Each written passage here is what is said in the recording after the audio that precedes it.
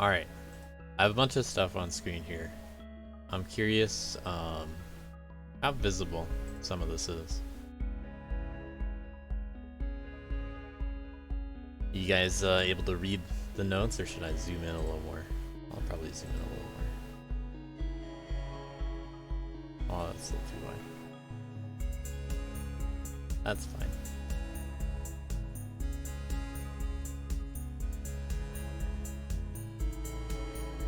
So, I got a bunch of notes. Most of these were actually made over a week ago. Fun fact. They were made before it was done. I started this a couple of days into week 4, I think. I did most of the postmortem notes. Because it was kind of easy to see where things were going. So what I'm gonna do today is it's gonna be, not a very action-packed kind of stream by any means of those words. I'm just gonna describe a lot of how stuff went down and what we could possibly do in the future. If any people have questions about stuff, feel free to ask. At any time, you guys can just DM me stuff also. And then, I'll get to it whenever, outside of this postmortem. If you're interested in participating in any capacity for DLC 3 as a volunteer, same idea, just let me know. But this will just describe my thought process behind a lot of stuff, and I'll talk about some of the results too. Like, for instance, on the right here, we have the responses to the map polls that I posted in the Discord. So these scorings are from the week voting, which honestly are not necessarily a good representation of placement when it compares with other weeks. It wasn't really intended to work that way, but for what it is, it's alright. Map making is not supposed to be taken competitively seriously in DLC in this format or anything like that. So, although I put it there, all of the map polls this time around were just like fun little participation kind of things. You can vote if you want to. And I'll talk a little bit about how that went down earlier, but it is kind of interesting to see the results. We have a clear favorite for aesthetic. Second place, the Sour Please. Dustlight Temple was the favorite. That one was one of the only ones that made me think wow, like when looking at it for the draft, because I could already see it early. I was like, oh wow, that's an impressive use of the aesthetic. Psychedelic got a lot of good votes from gameplay and favorite, and overall, good that kind of matched with the high score. So nice to see that it's consistent. Personally, this was my favorite as well. It's also kind of funny that Team 8 made both of the top 2 maps as voted on from the scoring each of those weeks. So I guess enjoying, in quotes, CMP goes a long way in terms of map making and gameplay.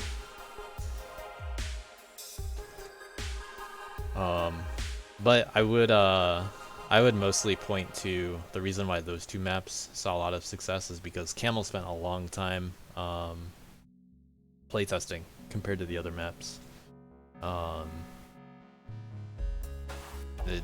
Like, from my perspective of working with all of the teams that made maps,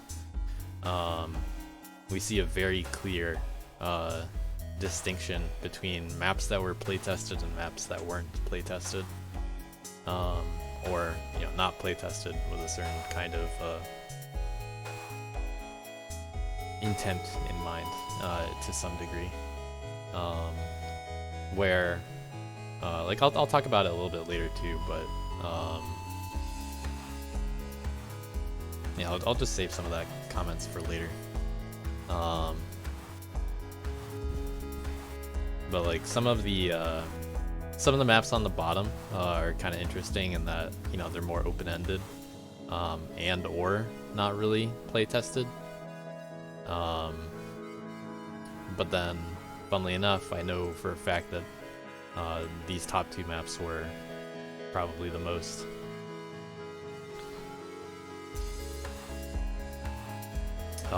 Dustlat Temple had the most aesthetic votes by a significant margin.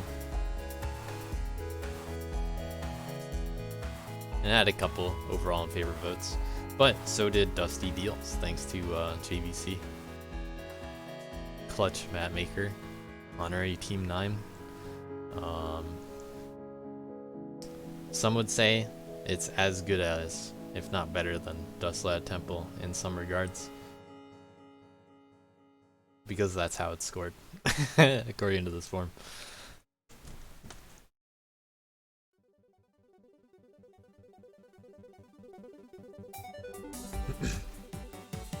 Let's also peek at the results for map maker and map making team, that kind of stuff. I think that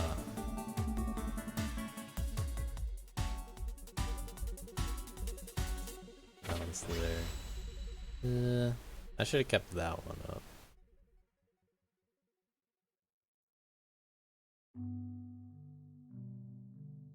No.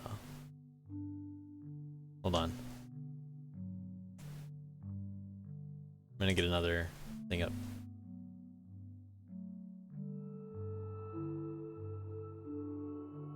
Map poll responses. That's just an easier way to look at the data.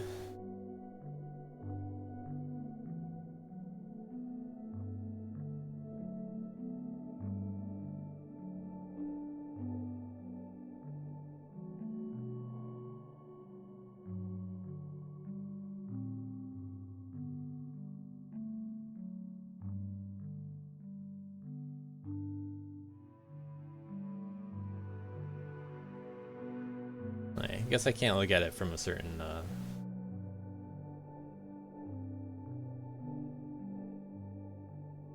perspective.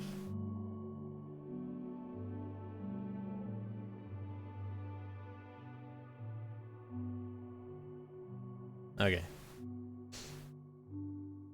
This is just a little easier to look at some of the data. So if I go down to the bottom, it's not really easier. Only for favorite map making team. CMP Enjoyers, Alex is Handsome, Dustlat Inc., Snack Force. No, kind of spread out. This is at least visible to people. And we have a variety of responses to our valuable map makers and players. I'll just look at it over here. We have a Slish and a Savade. Some camels showing up, some Twinkie. Twinkie's team liked Twinkie, it turns out.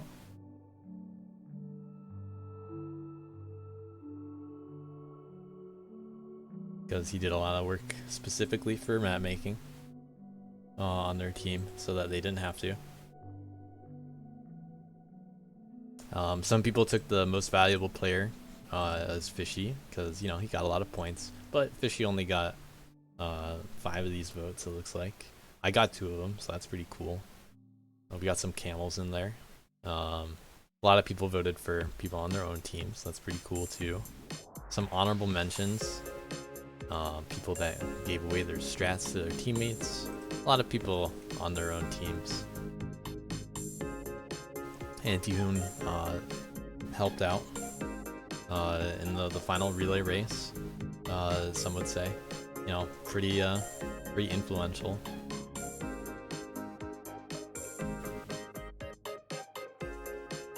Mad Cow gave joy and Pacifist Week. Not Jake got a couple votes in there. My Heart Cake. Made better than Team 9. Entire team killed it. That was from Alex's Handsome. Shoutouts to dogs.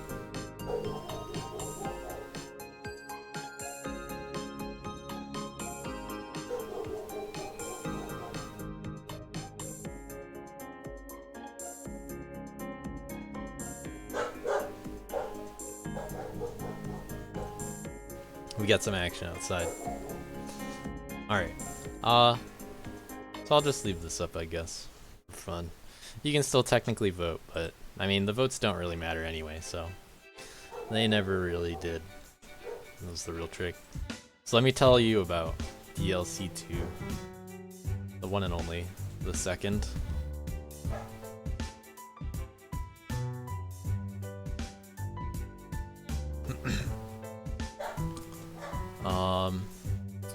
Alright, so first of all, it's important to put DLC 2 in terms of the context of the League event and where it came from last time.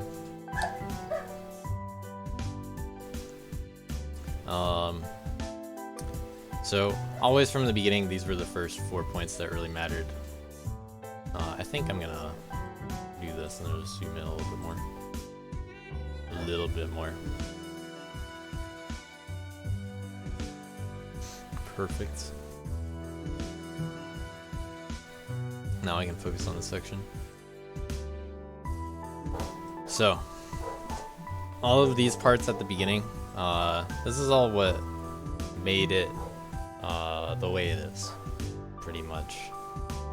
Teams, the whole point of the DLC is that people make new maps together, and you know, it's a fun, inclusive kind of competition. Not the most competitive thing in the world, but it's fun, and it's fun even if you don't compete. So, you know, keep that kind of stuff in mind when thinking about the context of pretty much everything else. So I'm trying to balance some kind of difficult things where I'm trying to include a lot of people, but like this is the only actual competitive kind of event, or at least that was the first one until BRB. We don't really do races or anything like that. So when it comes to some of this kind of format stuff, like balancing teams, anything like that, I'm always trying to think of, I want to include people, I want to be flexible around the bottom as well. But like, people should get out of the league what they want to get out of it. So it's a little tricky to balancing the top and the bottom, but teams can make that a lot more enjoyable from the start. So the first time we did it, we did a team draft with 8 captains. There were about 64 players that signed up for that, so 8 teams of 8 roughly. It was pretty successful for first league, but well, that doesn't mean it can't be improved or anything. But on the other hand, there were a lot of flaws with it. It included SS and NE%, which was 12 leaderboards, and as a response, most people would respond saying things like, there are too many maps, there's not enough map making time, and it's very individual, grind heavy when it comes to the people that are on top are just ruthlessly on top. That's kind of the way it's expected to be, honestly. But the people that had the time to grind also mattered a lot more than the people that didn't have time to grind. And that's something a little more tricky to balance around when you have to think about it. But I had to keep some of that kind of stuff in mind, and well, honestly, I didn't address that at all. So why bother changing any of this kind of stuff. If I think the problem was actually this number. There are 12 leaderboards. So I already knew, moving into DLC 2, a few things that I wanted to have happen. So I wanted everything in here to happen, and the first idea that really took off when I suggested various ideas was the 4-player all-star teams. So this was probably the most important kind of thing to balance everything around. Like, we knew early that as a result of restricting teams to exactly 4 players and requiring these teams to be all-star every week, we had to balance everything around that. When I say we, I mostly mean myself mechanically, considering that kind of stuff, but you know, I'll talk about volunteer kind of stuff later. But the collective we is pretty good. I also really wanted to have an important factor placed on you know, how teams are made, because not everybody can sign up with teammates. Not everybody knows what teams they want to be on. Some people do, some people don't. I really wanted teams to interact more with each other, because this solo grind heavy, that note, the bad thing about that is actually that teams weren't interacting. It didn't really feel like you were doing anything fun with other people. So I want teams to interact more. I want people to do things that aren't just grinding, you know, solo grind heavy, addressing that kind of stuff. But it's tough to give that kind of thing for people. It's tough to think about that kind of stuff. Like, what kind of challenges can we have that aren't just grinding? And I say challenges, I'm going to use the word challenges kind of loosely, not just to refer to what we call challenges during the league. Because that's a very specific kind of thing. So I want lower tier players to feel like they matter, you know, at least a little bit. It's kind of like, these are all the lofty goals, basically. Everything here, this is all the lofty stuff that I wanted to happen. So just keep that in mind. This isn't necessarily what happened. This is what I wanted to happen. Let's see. How do I reward teams outside of points? I want to address that kind of thing. Kind of unclear what we can do about that. For all of these, we'll see what happens, basically. I only wanted people to score on far fewer maps, so I used 1/3 to 2/3 of maps as a percentage, well, fraction. How many maps you should score on. So, you know, if there were 12 leaderboards, how many should one person compete on every week? So I was not really sure how many I wanted people to play, but I knew it had to be less. And I knew from the beginning that every player should only play a certain number of maps. I actually described that later. And then as for the maps, I really needed lower expectations for map makers. Not enough map making time was exactly the opposite kind of response that I wanted, because I'm not giving people more map making time. Like, that's the point. They're not supposed to get time. They're supposed to understand that this is not a normal kind of environment for when you're normally making maps. So that does go against the way that some people want to make maps, and that's okay. It's just that this isn't that environment. If you want to make maps a different way, you don't have to make maps in this format. It is a little unfortunate that, you know, if you want to participate and this is the way things are happening and you don't like it, then, you know, you kind of have to.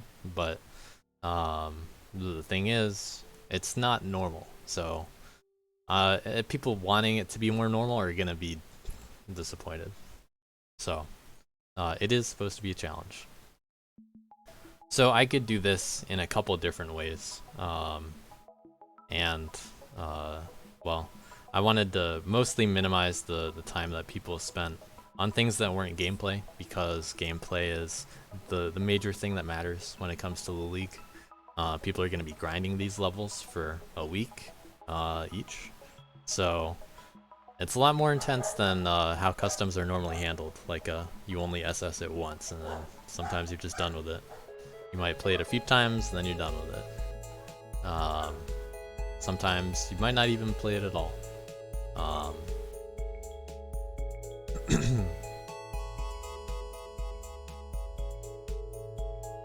But when it comes to that, although I want to minimize how much time people spend on that kind of stuff, what would also help a lot is I need all the people that don't have experience to feel less pressured and more comfortable in that scenario, especially because there are a lot more teams, there are a lot more potential maps to be made, and if there are only 4 people on a team, there's not really going to be a map maker on every team. So I really need to be careful about the teams that don't have a map maker. They need to feel comfortable. So with that in mind, there are a lot of issues that result based on all those things that I just described. So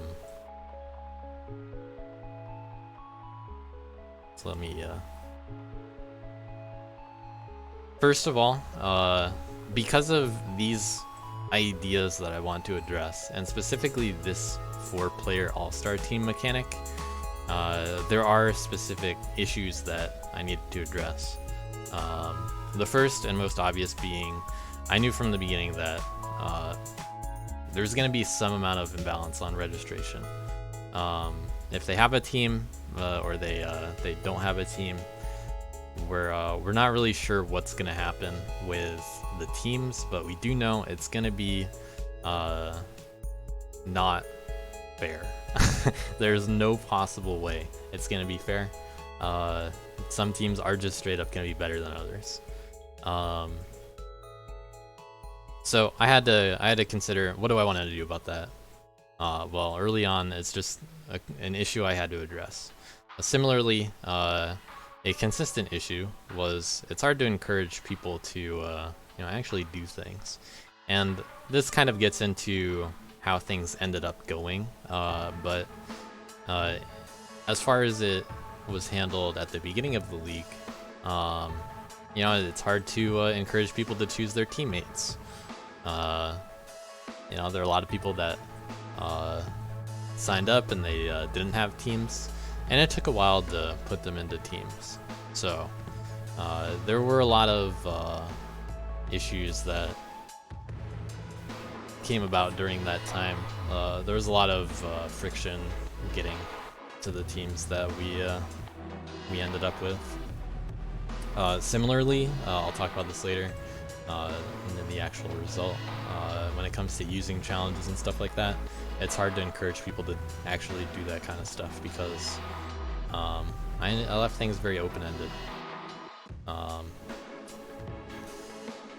Now, there's always going to be an expected kind of drop-off when it comes to participation, because the first one was incredibly lenient, and this one, because of how teams worked, which is, you sign up with teammates, that's a big deterrent to signing up at all.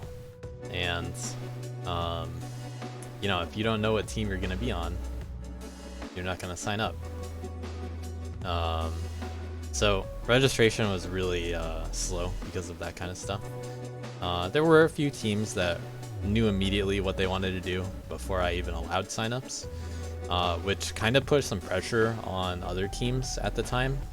People that hadn't even signed up on teams, they felt like they were behind, and well, I'm not already on a team, so I'm not going to be on a team, and then they just didn't even bother signing up. So it was really tough to get at all of those people, and I had further challenge in doing this because people didn't really understand that DLC 2 is not gonna be DLC 1. You know, they didn't want to join something that was going to be exactly the same as the last time, because they knew how it went last time. But the thing is, with this time, you know, there's a lot of stuff that's changing that could be exciting. It was hard to get across some of that. But very commonly, people didn't think they were good enough. Especially as a result of last time. They're just like, how do I compete? You know, what is there for me to do in this league if, you know, there are only some top players that are just gonna beat me anyway? And we see this at a lot of skill levels, not just the bottom. Obviously on the bottom, they're like, well, I can't compete. There are no other bottom tier players like me, they say, being roughly top 100 on every map.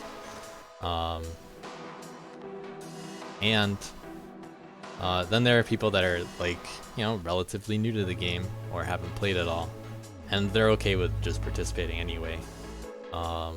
Or they're just like, well, I'm new to the game, and why would I bother participating?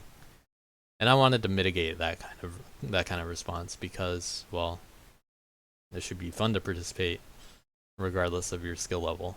And that's a tricky thing to nail down, because I mean, you're not gonna win, but the thing is, well, why would you even want to compete or participate if you can't win? For some players, and you know, these are tricky things to address. I got to make sure that I have things for people to do, and well, we came up with some stuff. One person is also a huge 25% portion of a team. That's a big deal. If you're not gonna play much, you don't want to let down the team. You don't know some of the people that are out there. You don't want to let people down. So lots of responses like that. With all this in mind, let me talk about how it influenced mechanics. So all of the stuff that I just described encompasses a very unpredictable kind of result. This cannot possibly be a competitive kind of event in a normal sense, especially for individual leaderboards. Like, if you just think about the individual player for this league, it is not at all a good representation of players' skill normally. And there are a few factors that contribute to that. Obviously, one thing that's going to really matter a lot, like last time, is how much people are willing to play. And like, let's look at the results. So you wouldn't normally put some of these players in similar tiers as other players. Like, for example, we have this tier right here. Well, let's say the people around 50 to 40s. So we have Anti-Hoon and Zyke representing IK Asia, and the reason why they're on, you know, potentially the same level as players like HDT and Skyhawk and 52 Pickup, they were on a team that they were going for the top. So they put in a lot of effort to get good, to have good results. But by comparison, you know, Skyhawk didn't fully grind everything, and that's fine. So that's one factor, obviously. People of different skill levels are gonna be either encouraged to participate a lot more than normal, or not. Sometimes it's because they want to be competitive, sometimes it doesn't really matter. But then we have a very interesting situation at the top. We see also on IK Asia, GameDuck and Arb, both on the same team, but with very different point results. well, a very similar total, but the result was crazily different. Duck had no competition from Fishy or Camel on any week, only collided with Uckies once. So Duck, although he put in a lot of work grinding, I don't know if I'd say he's the third best player of the league. Like, I don't know, that might be pushing it a little bit. Uckies obviously had a week where he didn't play as much, or claimed to not play as much, and then also didn't play as much week 4. But I mean, there's competition on different characters. Some weeks it was very funny to see, like, this is the week that man's super easy. This is the week that all of the man players are better than all the girl players. Oh wow, we're stacked this week yet again. Practice week had Fishy, Camel, and Uckies all on Kid, which was really funny. And then, let's see, Uckies played Kid one more time. Fishy did not play Kid again. Very unpredictable kinds of results. So, although Duck put in a lot of work, his leaderboards were just objectively less competitive at a top level. And we see some results as in that banner too. So I added a few more stats. So overall world records, top 10 overall, and then character stuff. So Arb did better on overall, but Duck did better for the character. Arb also had a, probably accounting for the better, worse times that were dropped. But either way, it is interesting to compare some of this kind of stuff. Sometimes, Kid's not gonna make the top 10. Stuff like that is gonna happen. So if your character can't even top 10, you're not gonna get those points. So it's very unpredictable what would happen as a result of the format. So because of that, and because of the expected team imbalance, with all of this kind of stuff in mind, there's no way that there's no reason for me to force this to be a competitive league. But that does mean that because there's variance and because there's chaos, I should make the most of that in the rest of the format. And that's why the scoring, the challenge system, the bonuses, why they were all included the way that they were. It's because I didn't want it to be too competitive or too grindy. And I'll bring it up when I discuss how the scoring specifically worked. But it explains why, say, challenges are worth so much, and why there are ties within tiers. It's because I don't want it to be that kind of league. It's just mechanically built in a way that it encourages a different kind of gameplay. And it's also just more lenient. People can focus on the stuff that they want to. If they want to grind for the next tier, they can. But there's because of this, there is no better excuse to have a comeback mechanic than what I just described. Like, we're not gonna be able to have a comeback mechanic in any league as well as we could in something like this. So challenges can have more points by the end of it.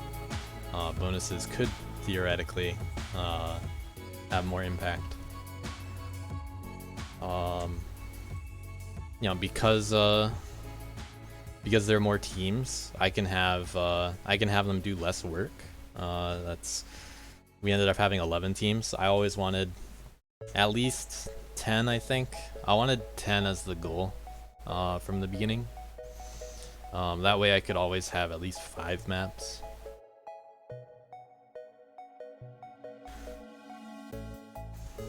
Because maps had to support all characters, I decided to drop any percent because it would be rough to test SS and any percent for all characters. And because I'm dropping any percent, well, I already wanted roughly a third to 2/3 of leaderboards to be included for each player. So I'm already cutting it down to half, but I don't want to require all of the SSs. So I'll make it about 2/3 of all SSs, and that's already a considerable decrease from the old leaderboard count. And that had a huge effect.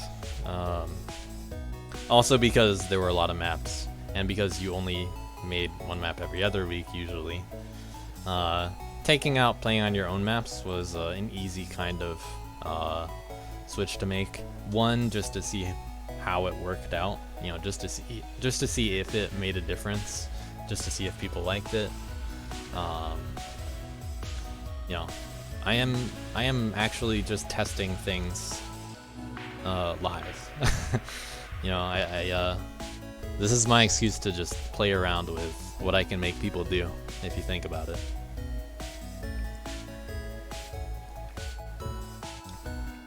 But since there are so many factors, I really needed to make sure that they all support each other. And that's most important when it comes to mechanics.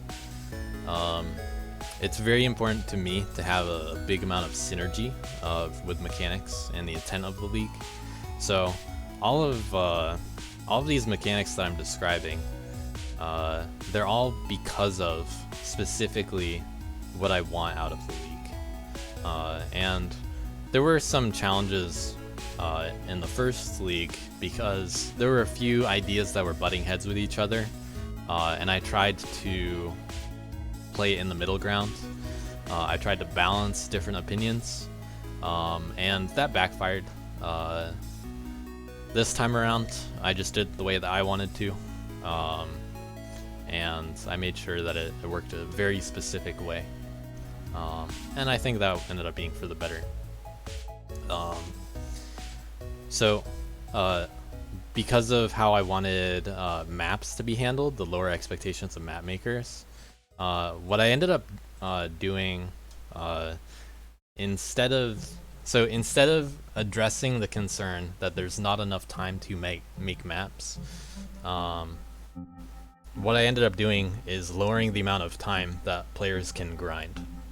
And this was interpreted correctly by a few teams, but not all.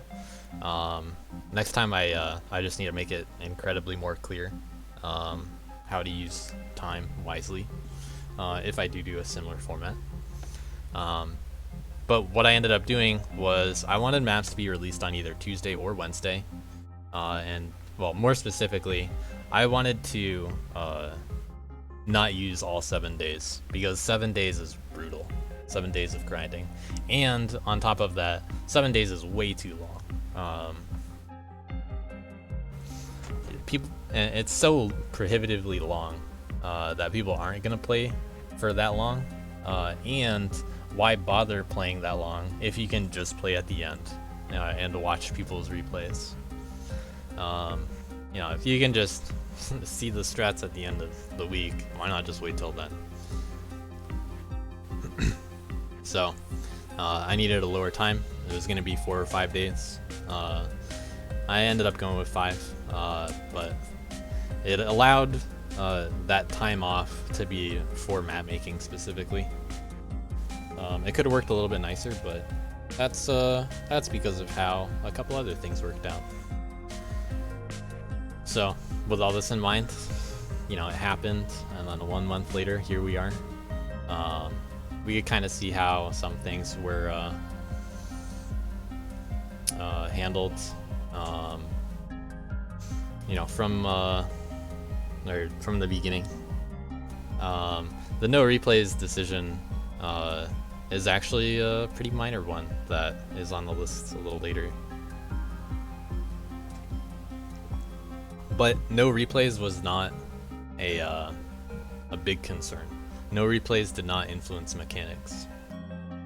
But but next time around, it likely will.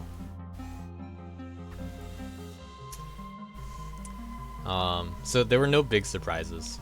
The biggest surprise did probably end up being the result of no replays. But I mean, honestly, the league worked basically how I expected. It didn't go perfectly. I was disappointed that some stuff wasn't caught onto as quickly, such as challenges and bonuses, but not really a surprise, especially in retrospect. But because teams ended up being uneven, the system worked the way that it was intended. So, it's a good thing. No big surprises. And people seem to like how it worked overall. So, now I did get, so I did ask for feedback, and I'll show a little bit of the results. But regarding the feedback poll that I gave, which you can still fill out if you want, and if you want me to talk about anything in particular with you, you can just DM me. I'm gonna address some of the results of feedback, from here on. Like this was all the setup that I just went through. Now we're gonna talk about what happened and what could change. All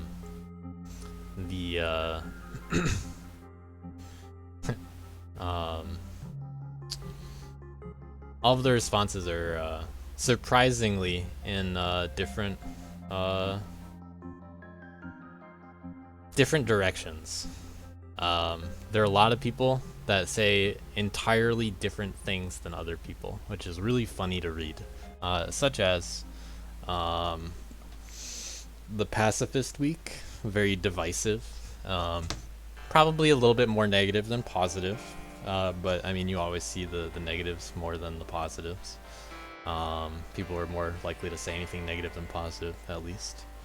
But very controversial in terms of how people liked or disliked them. There were people that said they liked it. There were people that said they disliked it. Some people liked the way that map making process worked. Some people disliked how it worked. Some people liked replays handled the way that they were. A few people actually said, "No, give me back replays." The replay question was actually the freebie. So, should we hide replays? Yes, but only for people that are on your own team. This hide replays question, this was the one that I entirely expected to go this way. So, it gave a little free, easy answer to people. One person wants all replays hidden, no exceptions. One person, or two people want replays back. One person's okay with both allow replays or allow from your own team. I'm not gonna show the other feedback. There was also the how do you prefer to participate on a team. This one saw some interesting responses. There are a lot of people that like SS, understandably. Any percent were the lowest. We have a second TAS vote. That's kind of surprising. I am curious who it was. The other one was definitely ARB.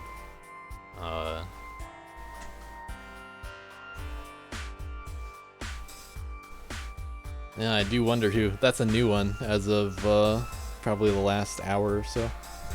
Last I looked at this, there was only one TAS vote, and we have some people that like friendly banter, moral support and memes, map making judges. Guess who that is?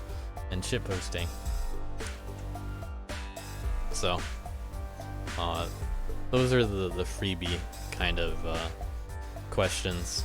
No big responses.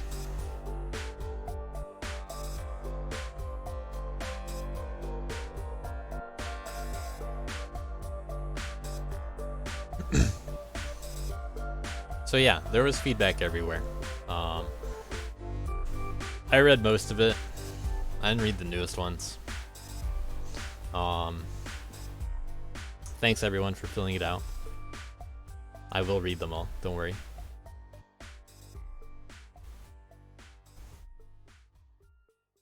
But that doesn't mean I'll take it all seriously. Which I think is an important thing to make note of. Because people are kind of, you know, pointing in different directions, like I want this changed this way, and another person's just totally in the opposite direction. It's always going to be context dependent, depending on the league. And by the way, the first question, I guess I'll show some of that. What potential league format interests you? The numbers are all over the place. This is surprisingly even. The one that is mentioned the most is the seeded option. I'm gonna talk about this near the end, but man, there are some people here that are just like, I love competition. And some people are just like, man, number 3 is the worst. There's no reason to play. There's no reason to play at all, if that's the chosen league format. So, some people like different stuff out of the league, and it's nice that we support a lot of it. But with that in mind, there's a little bit too much going on this league. It turns out people don't read, and that's, you know, I guess that's okay, but I gotta get my points across somehow. So some people didn't know about challenges or bonuses, which makes sense, even though, you know, I say it as much as I possibly can, but they're not gonna read it any of those times. So that's kind of disappointing for me. I need to have a better way of communicating some of that kind of stuff. I need people to know what's new and unique about the league and what they can do that's fun, because challenges are super duper fun. But also they're not for everybody. So not sure exactly what to do about that, but I don't really want to DM everybody, you know? And even then, if I DM'd everybody, they're just gonna be like, hey, look at this big paragraph. I don't really like doing all the at everyone's, to be fair. I feel like I did them a little bit too much this time around. There was more stuff going on each week. There were more important days of the week. So that's because there were so many, it definitely made it less important overall every time I did it. So it's tricky to do that because there was a lot of important information. It's just, there didn't need to be that much information. There didn't need to be that much going on. So how can I really have much more of a complicated format? You know, how can I have a format that has those kinds of complications without just and make sure that people still understand. So, oh boy, we could get viewers and stuff. So it's an interesting problem to address. But also, that was the case for how other aspects of the league worked. There were so many options that I gave people. Some were open-ended. And like challenges, people weren't so sure how much they wanted to dip in their toes. So a lot of people just kind of hang back and wait to see what other people do. And as a result, a few people actually took the risk and tried it out early. It's also scary to be targeted or lose points. You don't want to be responsible for bringing down your team. You don't want to be forced to play kid, right? That kind of sucks, doesn't it? So I tried to give leniency for the people that didn't want to commit, but that did backfire. and the biggest failure ended up being the bonus system, which honestly wasn't really addressed that well. I wanted it from the start, but it was a consistent challenge to try to come up with something interesting mechanically that gives people something that they can do interacting with other teams, specifically bonuses. I'm going to describe what this is for the people that are unaware. You may not know, but every week, people at first were allowed to, every team got a bonus every week. And these bonuses allowed you to do stuff to other teams. Like, you could force someone to play a character that week. You could force someone to play a specific level that week, or not to play a certain level. So you can cause some chaos to the other teams by trying to instigate certain things. Like, let's say you want to force Fishy on Kid. That has a few different effects. Like, hey, Fishy's now going to be grinding this character that might not be so good. That can be seen as either a comeback mechanic, or it can be seen as something that you can do to mess around with other teams. Like, I want to make JVC play Kid. Ooh, now that's got a way different effect on it. Now you're just having fun with JVC, right? He doesn't want to have to play Kid. So that kind of thing needed to be mitigated a little bit. So I added a little depth to the system, and well, none of it ended up getting read anyway. One team did get to use one bonus, and that was the bonus of being able to see maps a day early. And shoutouts to Snack Force for being brave enough to be the only team to use a bonus in week 1. That definitely paid off, as you can see here.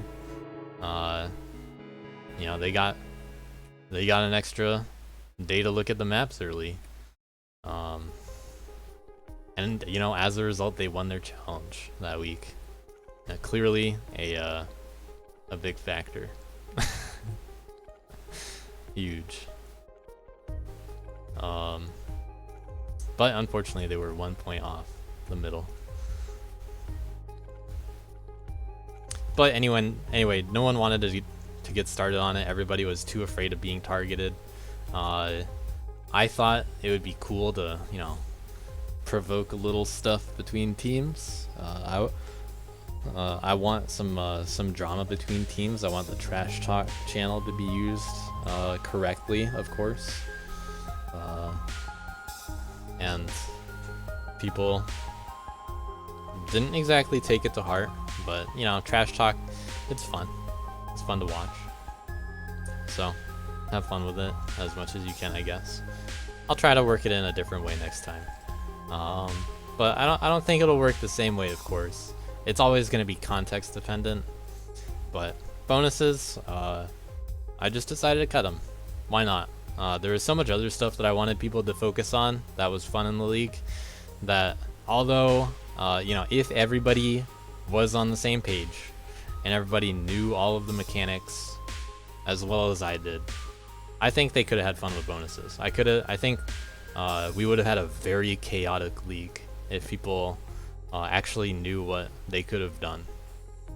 If people were willing to take those risks and just have some fun, the league could have worked out very wildly differently. And I'm a little sad that we missed out on some of that chaos, because it would have been really fun to watch. But it's all right. We'll do something different next time. I'll try to work it in a different way. So instead, let's double down on challenges. Now the challenge system, this was my favorite addition to the league. This was thought about, well, I guess challenges and no replays would be the top two, but this one worked It worked all right, but because they weren't used to the full extent, it's a little hard to tell how exactly it could have gone. But the point of challenges was that they were going to be, a big factor. We already have a very chaotic scoring system, which you can't really rely on the individual player as much. Even though on average, there are going to be players that will score consistently well, and the players that are better will consistently score well. It's still not reliable. And the best teams will be the ones that have the most depth to them. But challenges still suffered from being very open-ended, and people were kind of afraid to lose points. They didn't want to risk it. They didn't really know it was there. So if we look at the leaderboard, these are all the challenges that ended up happening. And these are all the blank spots, people that didn't bother challenging. It is funny to see the claims that challenges are overpowered as they're intended to be.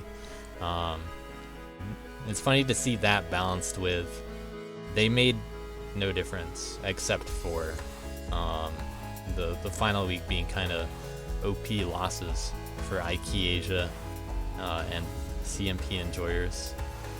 And then also Team V Ceilings lost a couple spots from it.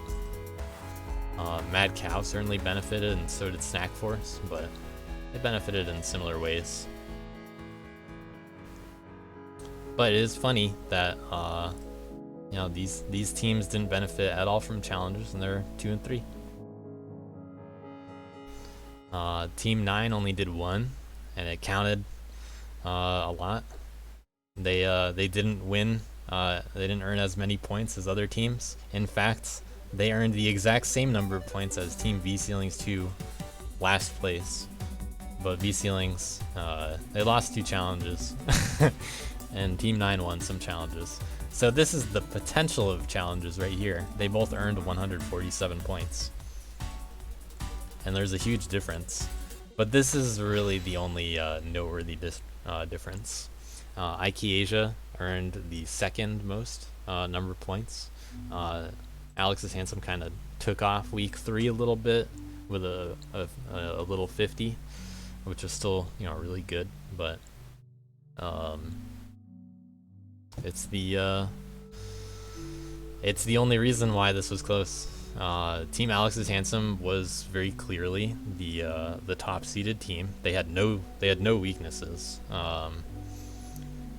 Cleanup Crew and IKEA Asia and Dustlad Inc. Those were I would say the next 3 seeds.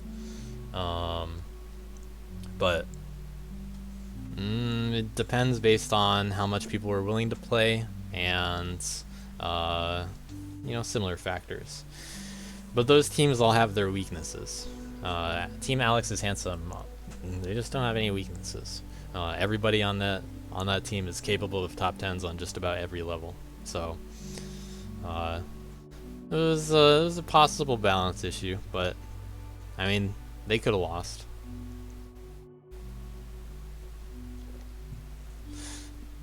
Cleanup Crew, they could have done some challenges and pulled it out. If there were a challenge between Cleanup Crew or Dustlad Inc.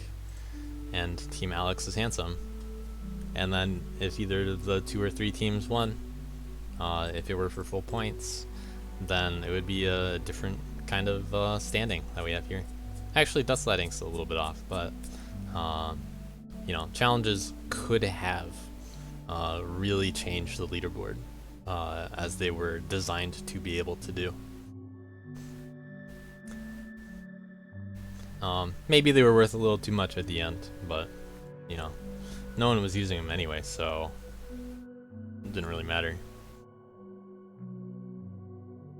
But at the very least, they still worked well for the people that got to enjoy them. They had their issues when actually doing them. Like, in a sense, there's not really a reason to not do the max wager if you look at it from a certain angle.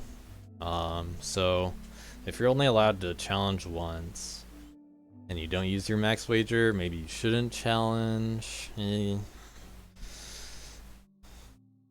Some teams had different thoughts about that. Personally, I'm for the just use max wager anyway. So why not build that into the mechanic a little bit better? Something to consider for next time.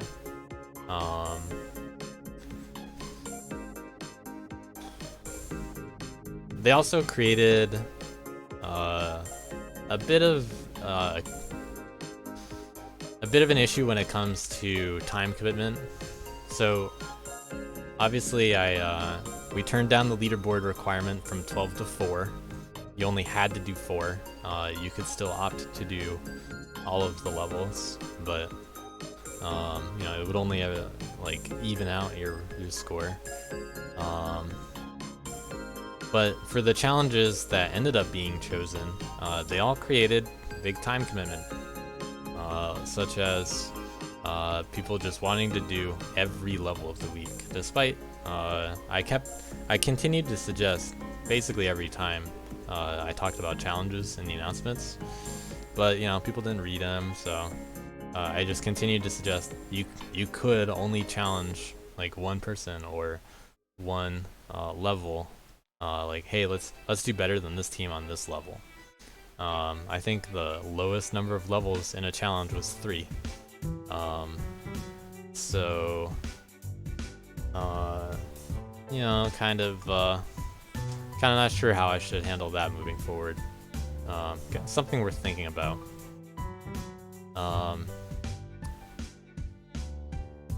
As far as how multi-team challenges were handled, I did specify that the amount that you could win could not be more than the max wager allowed. So that was something that ended up being complicated and not really explored anyway, which is, you know, probably for the better because the system needed to be reworked anyway. I didn't want to change too much in the middle of the league, so in a sense I'm kind of glad that it wasn't explored or abused too much. But I did make clear that if it does get abused, then I will have to address it in some way, and I didn't have to do that, so next time around I'll have a little bit more direction when it comes to how whatever the challenge system works. So there were a lot of ideas though that I could have done to change certain things, and there are ideas that I could do next time around. So let's just imagine, what if challenges were required and I punished people for not doing them? Well, that would kind of suck for teams that don't want to do it. But they might consider, you know, doing a little challenge, you know, just a little teeny little bit of challenge. Just a little bit. Just one little level. But that's how I grab them into the game of challenges. Because then they're like, ooh, challenges are cool, huh? Oh, that one little challenge, that was actually kind of cool. That's how I ensnare them. So I could have done that. Could have been like a little -5 for not doing a challenge every week. What would that have done to the points, out of curiosity? -5 across the board at the top would have made Asia look a little bit better.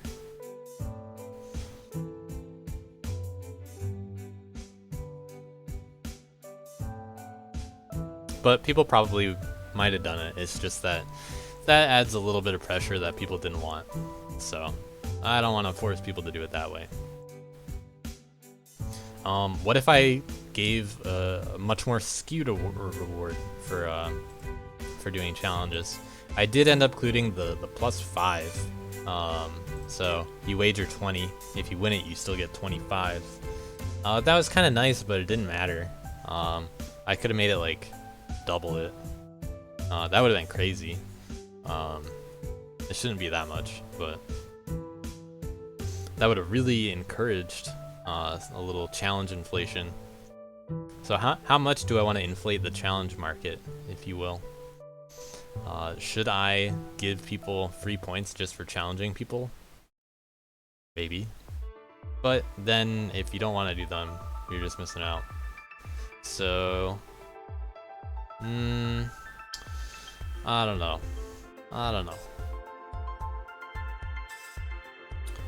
What if I force little small random challenges? So let's imagine we spin a wheel at the beginning of the map reveal.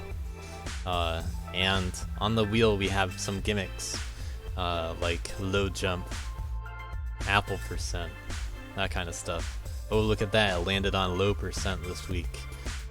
Let's spin the wheel again, see what team is gonna have to do a challenge for low percent. Oh, look at that, it's Team 9. You have to challenge somebody to a low percent challenge on one map this week. What map's it gonna be? Who's gonna participate? That's up to you.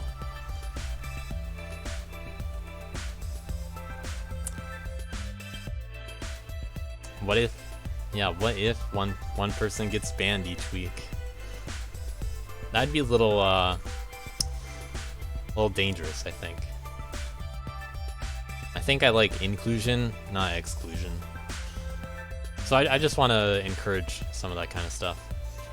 I could have done something like what I just described with a little bit of randomness in there, but although this would have been the league for it, I don't know if I'll do it in the future. That won't really fit certain mechanics as cleanly in the future. It'll depend on the format. Maybe we'll do it again, maybe we won't. So there's a lot of possibility when it comes to if I were to force certain little things. But those are small challenges. What about those big challenges? Well, turns out people don't really want to be forced to do that kind of stuff. There are a lot of people that said that they liked gimmicks on the responses, but there are a lot of people that didn't care, and they wouldn't have done anything about them. There were also people that specifically said, I hate pacifist and all gimmicks ever in the world, and if you ever include anything like that, I will quit Dustforce forever. That might be a little exaggeration, but that's basically what I got from the response. But people don't really want to be forced to do certain things. But that's something that I can take advantage of later. Yeah, I see it much more of an opt-in kind of thing, and I want to keep it an opt-in kind of thing. And I'll talk about some possible format ideas later, because some of these ideas will just get used potentially. But yeah, opt-in is the way to go. That kind of role-based gameplay helped out. People got to pick their character roles this time around. Maybe they should be able to pick the roles that they want to do for their team. Another thing, so these two things kind of go together. What if I changed the max wager budget? So let's say I allowed people to issue multiple challenges. I think that would have been an improvement. And the reason why is because you can issue multiple small challenges, and you just need to make sure that your your wagered budget doesn't get surpassed, and any ways that you get challenged count towards that budget. I can also change it such that the wagers always have a 2-to-1 odd payout. That way, you could decide to put up a certain amount, and you'll only get out as much of it as you're willing to put in. So it wouldn't exactly be fair in the sense that like Fishy might want to put in 50 points, Arb might want to put in 100 points as much as he possibly can, and then like J Dude over here is just like, I don't know, man, I don't know, guys, I'm only willing to put in like 5. You know, it's kind of unlikely I'm gonna win. I don't want to waste it all here. So J Dude wouldn't super duper benefit from that, but it'd be, it'd be kind of boring if, Arb only won 5 points from J Dude, but Arb put in all that money. So we could do that.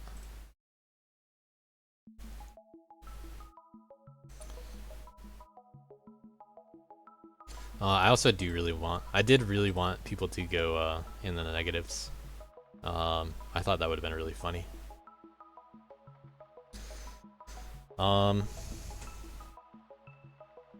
What if there's a gimmick of the week? That's a pretty good idea.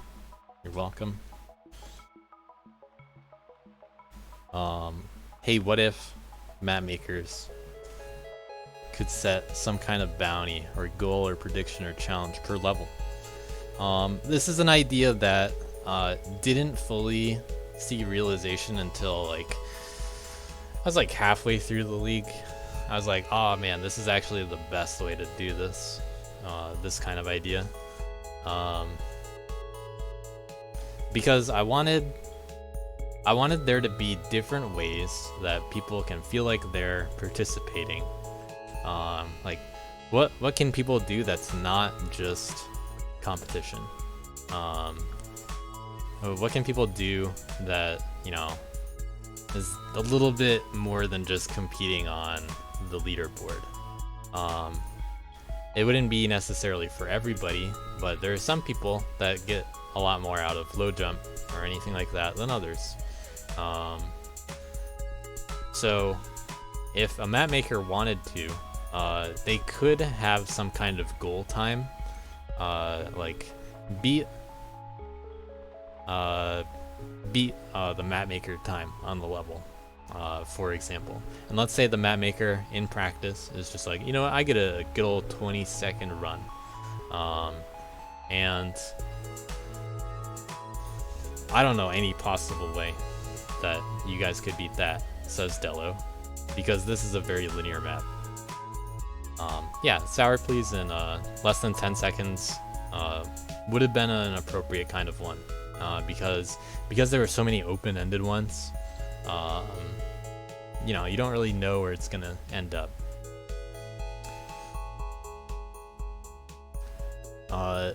There can also be challenges, as long as participants are fully aware of what's gonna happen. There can be time-sensitive ones, which would be first to complete a certain task. So first person that can apple SS my level, first person that can even find the apple on the level, first person to SS this without dashing, that kind of stuff. Those kinds of challenges, we allowed for them, but it wasn't really a good scenario to support them. So I don't know the best way to approach that, but I do think that if teams are on the right page, and there's people are paying attention to the release, and they know in advance that there can be a related kind of challenge, that would be appropriate. I did also originally intend challenges to potentially follow the relay race kind of format. Like, for example, what happened the final week last week between Ike Asia and Alex's Handsome. I suggested that to a bunch of people. They were good for catching on to some of that kind of stuff or coming up with it themselves. But that was always a possibility. It was too bad that they weren't able to do it synchronously, the previous weeks, but it was very fun that we were able to do something about it the final week. I would like those kinds of things to be supported. So it's just something that, man, I wish I could do something about it, but I don't know. There's just a lot of ideas on the table, and ultimately what's going to matter is what the context of the league is. This time around, it was 4-player all-star teams. Next time it's going to be different, so they're going to work differently.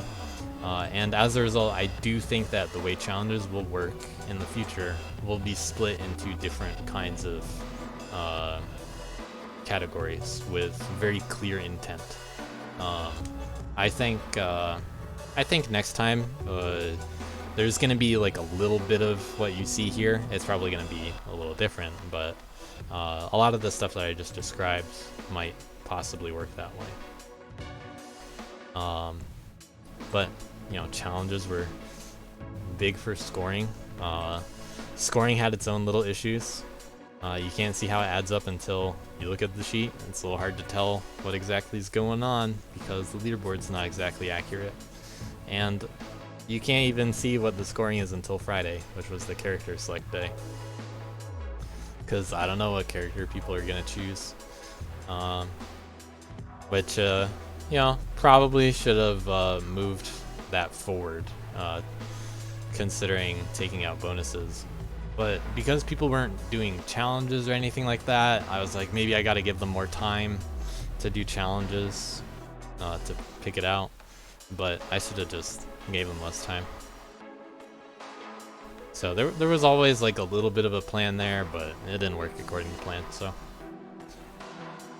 Probably should have moved it forward and mitigated the other issues.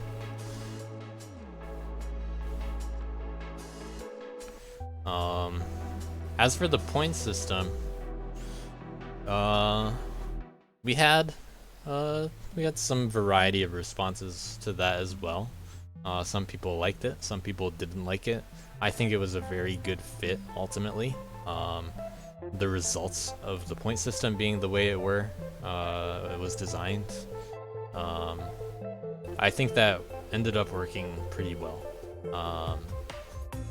Any complaints about how the point system works? I think I don't want to say like I don't want to say they're stupid or anything, or like it wasn't for them, or they didn't understand it. You know, it's still valid, but people wanted different things out of the league. And if you want a very competitive kind of scenario, you at least have it for, like, you're at least able to do that.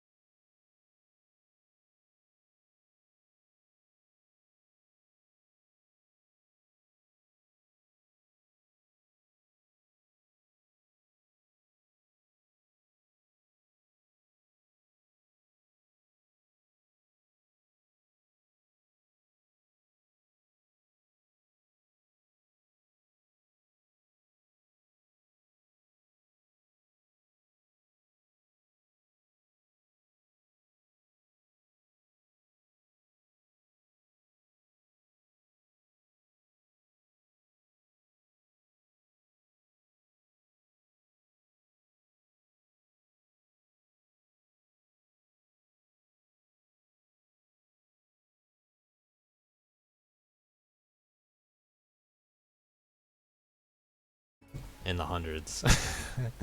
Like people that couldn't score on every single map. So last time around, although it was well, last time around was more top heavy, not because there were more top players or anything, but there were a few more bonuses on the top than this time, and the points were better spread out this time. So last time around it was not as close, individually speaking, and that's to be expected, honestly. This was not supposed to be an individual heavy kind of scoring system, and the lowest players being able to participate at a better rate was a factor. That worked as intended. So, was it too top heavy? Maybe a little bit. Did the bad players have enough impact? Maybe not.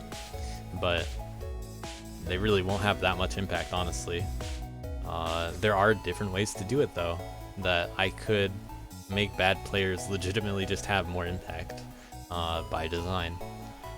Were challenges too powerful? No, but they were supposed to be.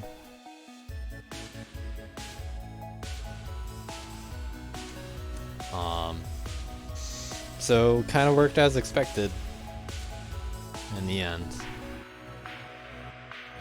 For the weekly schedule, I did originally consider only doing 5 maps per week, and there was a time where, so I have the map making schedule. I was thinking about, do I want either 5 or 6 maps per week? And if I wanted only 5 maps per week, then I would have taken out, like, you know, this one, probably this one, some of these here and there. But what would end up happening is some teams would only make 1 map instead of 2. So I just ended up being like, you know what, 6 maps probably more fun than 5, right? Let's hope for the best. And then I gauged team responses to see who would be most interested in making an extra map, and it turned out that Mad Cow and Alexis Handsome were the most receptive. They had the most map makers that were willing. So it worked out that we went with 6, and I decided to expand the grinding schedule a little bit. So it was it worked out, but there were so many other things that were happening in the week that I needed to balance it, and that ended up overcomplicating it a little bit. Like we had let me read off how it worked. So on Sunday, on January 2nd to start, week 1 theme is announced. On Tuesday, the practice week maps were released. On Wednesday, the week 1 drafts are due. On Friday, the character and challenges have the deadline. On Saturday, the final drafts are due. There should be no more editing maps at this time because of needing a buffer time to test maps before release and make sure that there are no other issues. On Sunday, the weekends, recap stream, and we announced the week 2 theme. On Tuesday, the week 1 maps are released, and so on. This used to have bonuses and challenges on Thursday, and the characters were due on Friday, because it makes sense that the character deadline should be after the bonuses and challenges are decided. But that was just another day to add. If we're gonna do something, we should push it back to make it more lenient for people. If you have to do a hot fix like that in the middle of the league, you have to be, generally speaking, it's easier to be on the lenient side so that people can kind of deal with it. And people weren't so good at keeping to the schedule anyway, so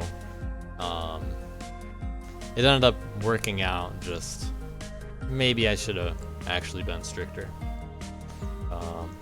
Not sure. Things could have been different.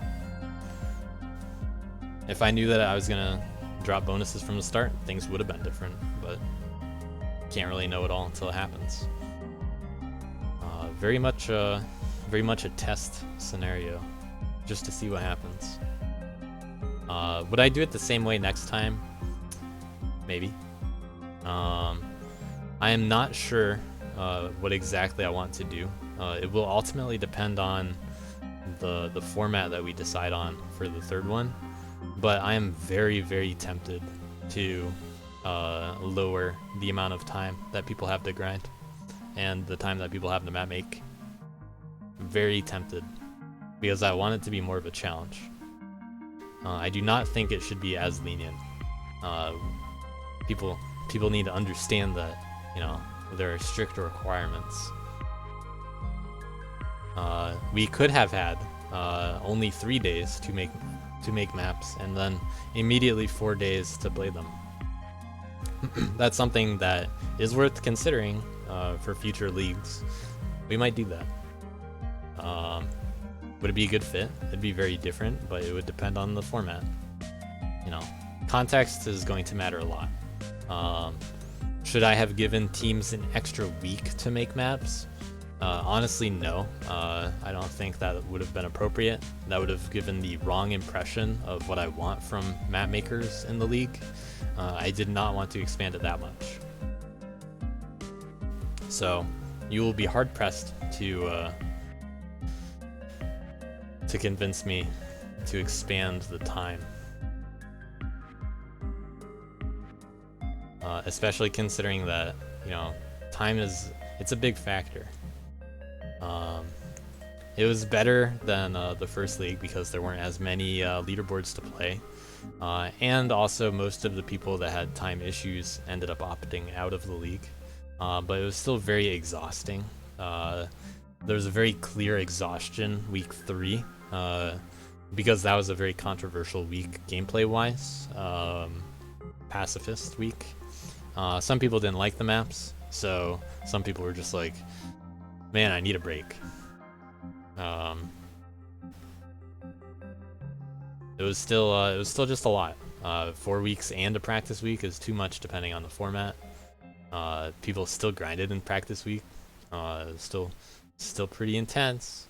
So next time around, I'll consider things like 3 weeks and a practice week optionally. I'll consider a break week more likely. Not really sure, but it will depend on what happens. Alright, time for maps.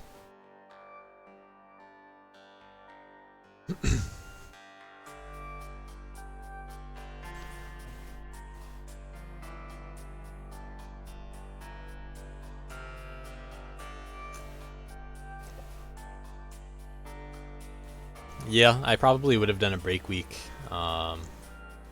if certain other things worked out. But I need to work it out in the schedule as a whole. So, for the map aesthetics, these are made by Epon in advance. Those are very helpful. The original idea for map making volunteers was different, and I'll describe that a little bit later. But these ended up working very well. The map aesthetics sample files, they help normalize the map consistency and the map polish in every map. It made even the bad ones look more on par with the better ones, and I really liked that it gave the visual identity for each week. You know, you can group them together very nicely and put them in the Nexus. That worked nicely. But I think it's very important to bring up that some map makers still want to do more. And there are some people that had issues with trying to match an aesthetic. You know, the pretty obvious one that has stood out is Dello. who from the beginning has just never understood what exactly the point was for this, I think. But this is these sample files. These are made for the people that do not have experience map making, or the people that cannot put in as much time into map making. And they're meant to bring up the bottom. So my goal is bringing up the bottom. My goal is not putting a cap on the top in the same way, but I do want to legitimately consider that because map makers want to make cool stuff, but DLC is not the place to test that. DLC needs to be consistent performance for all players that are participating. I really can't stress that enough. There are maps that are not played because of things like lag. You know, they legitimately do not get played by people because of lag. I'm not gonna have any of that in this kind of format. It's something that I cannot risk. There were issues with the last time that some of them were avoidable, some weren't. But the same thing goes for scripts. Scripts can either cause lag or have unintended consequences, such as even the pacifist script had an issue that was discovered on the Saturday or Friday of the week. It didn't end up being a big deal, but that could have been a big issue if it worked a little bit differently. So, you know, we happened to choose one of the more janky kind of ones that had more potential for little issues like that, as far as those kinds of options were concerned. But like, if even something like that that's prepared in advance could have an issue, I don't want to take chances with other people's scripts sometimes. It's something that I need to be very wary about. Like, I really don't want things to be re-uploaded and to have to deal with what could happen. So, you know, there were no re-uploads, and that's nice. But I don't want to tempt that. So, should we continue to do that kind of stuff? Some of it, yes. I think some of it is, the league is a good place for some of that. But I don't think I want to, say, go so far to ban all scripts, because some of them could make for a good theme, in my opinion. Some of them could make for good challenges. But I don't think they should be polarizing. Pacifist was kind of right there on the borderline. People were not super outraged by Pacifist or anything like that. So, you know, we can push the issue a little bit more than Pacifist, in my opinion. But I really have to be careful about it. You know, it's something to think about. But the thing is, I really don't want to risk any of that kind of stuff, and I really don't want people to do more than what's required. I've tried to make it very clear that the point of the league is that, you know, you're trying to focus on the maps that are just made for gameplay, and you don't have to do any aesthetic work. If you want, you could just copy the aesthetic fog trigger and just, that's good enough. You don't have to do anything else. And some teams did that. It was very nice. But other teams, in the final days of the draft process, they just add so much stuff. And I'm like, man, you just add a lot of potential issues, actually. All of a sudden, there's lag now. All of a sudden, there are things that we need to change because you tried to add polish. And the time that was spent adding polish, it could have been spent playing maps instead. I respect that people want to do their own thing with maps, but this is a different scenario. This is supposed to be a different kind of environment for map making, and I need to make that clear somehow. So it sucks when I have to tell people no or to turn it down, but I am going to be stricter on that in the future. It will just legitimately be for the better. If map makers could, if we were doing a format where the maps are made entirely separately from the league, like entirely in advance, and by people not playing, that's a different kind of format. That's a different kind of thing. But when I put so much importance on the format of the league involving the teams, you know, being able to make maps together and they play on their maps every week, and that's the entire point of the league. That's the only reason that the league exists. It's tough to address that in the right manner because people aren't used to it. But as far as the draft process worked, it worked out a little bit better. So for reference, the map theme was released on Sunday. The first draft of the map was due on Wednesday. By comparison, this was due on Friday in DLC 1. The final draft was due on Saturday. The final draft is intended to be what would be uploaded.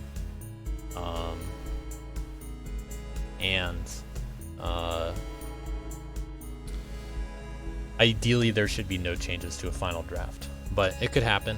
We gave ourselves a buffer time. Maps would end up being uploaded on Tuesday. Oh yeah, that's also that's a very important kind of thing to mention also, iBums.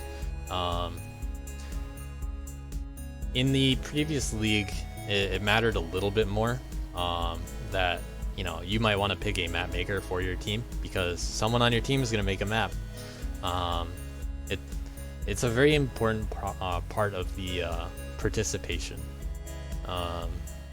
Map making as part of your team was very much important to the league existing in the first place.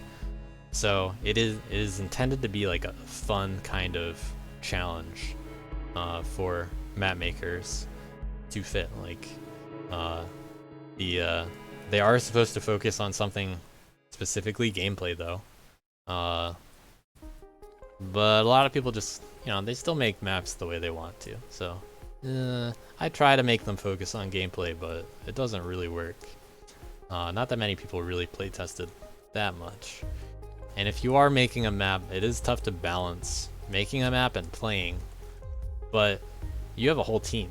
Ideally, it'd be nice if you could get more people from your team in on the map making process. So there are different ways that teams approached it. Some people just dump it on one person. Some people are, you know, they even up the job week by week. Some people fully share it.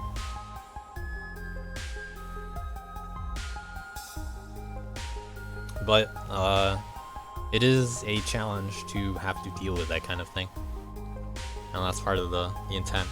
I would prefer that it is separated somewhat different, somewhat more from the gameplay aspect. That's why I reveal the map themes, and then there are 2 days where you don't even have maps to play. So some teams realized that during the no gameplay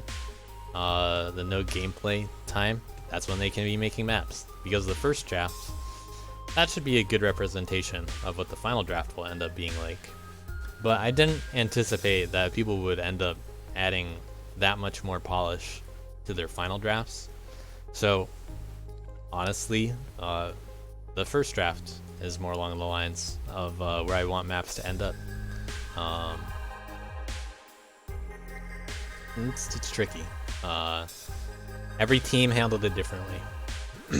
Some teams were better about playtesting than others.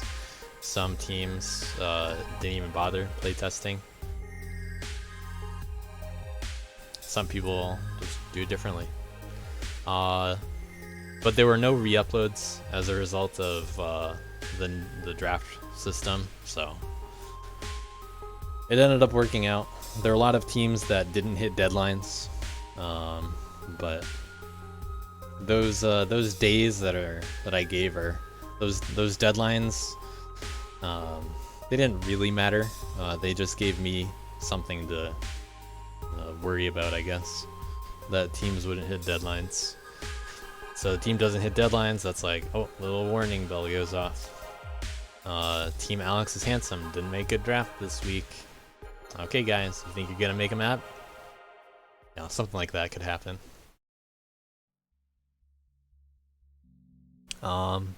We were more jorts. We were more receptive to strictness on jorfs this time. It worked out a lot better than last time. We didn't have any issues from that. There were still some that almost happened, but you know we took out the ones that mattered for the most part. I do think there's you know, in tasks there are a few options that are out there that involve jorfs that people could use. I can definitely think of some. Not sure if they'll end up being faster, but at least a few would. So we were better about it, but I don't know if I need to change it.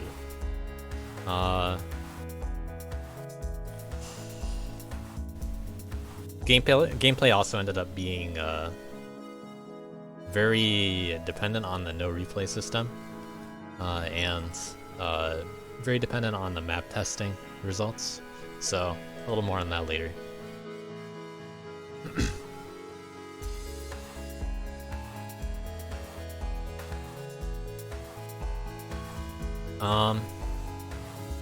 As for how the themes worked, they seem to work pretty alright.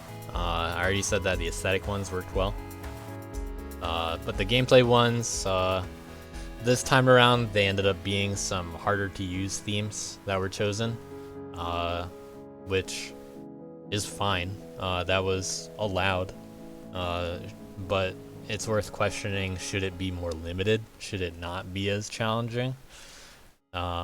In my opinion, I do think people should be expected to you know, roll with the punches to an extent. It is supposed to be a kind of challenge to work with that kind of stuff. Pacifist was probably the most noteworthy one, again. And, you know, people haven't had to make maps using Pacifist before, so some did better than others. It was a different change of pace, and it turns out people do not like changes of pace sometimes. There are some people out there that don't like change and are not willing to try new things. But that's fine. There is going to be more of that kind of stuff in the league, though. So,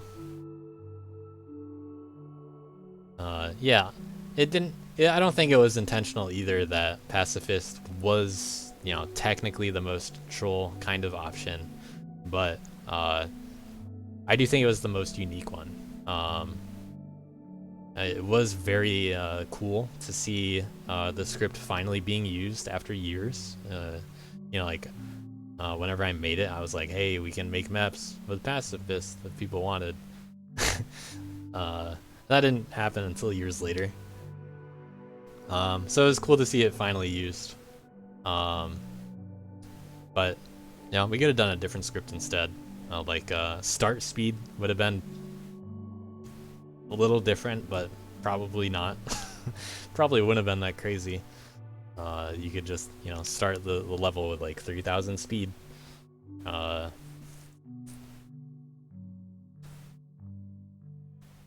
If anyone wants any of those scripts, just let me know.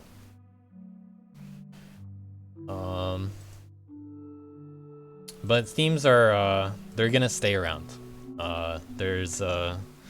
They just legitimately have a good place in the world of the league.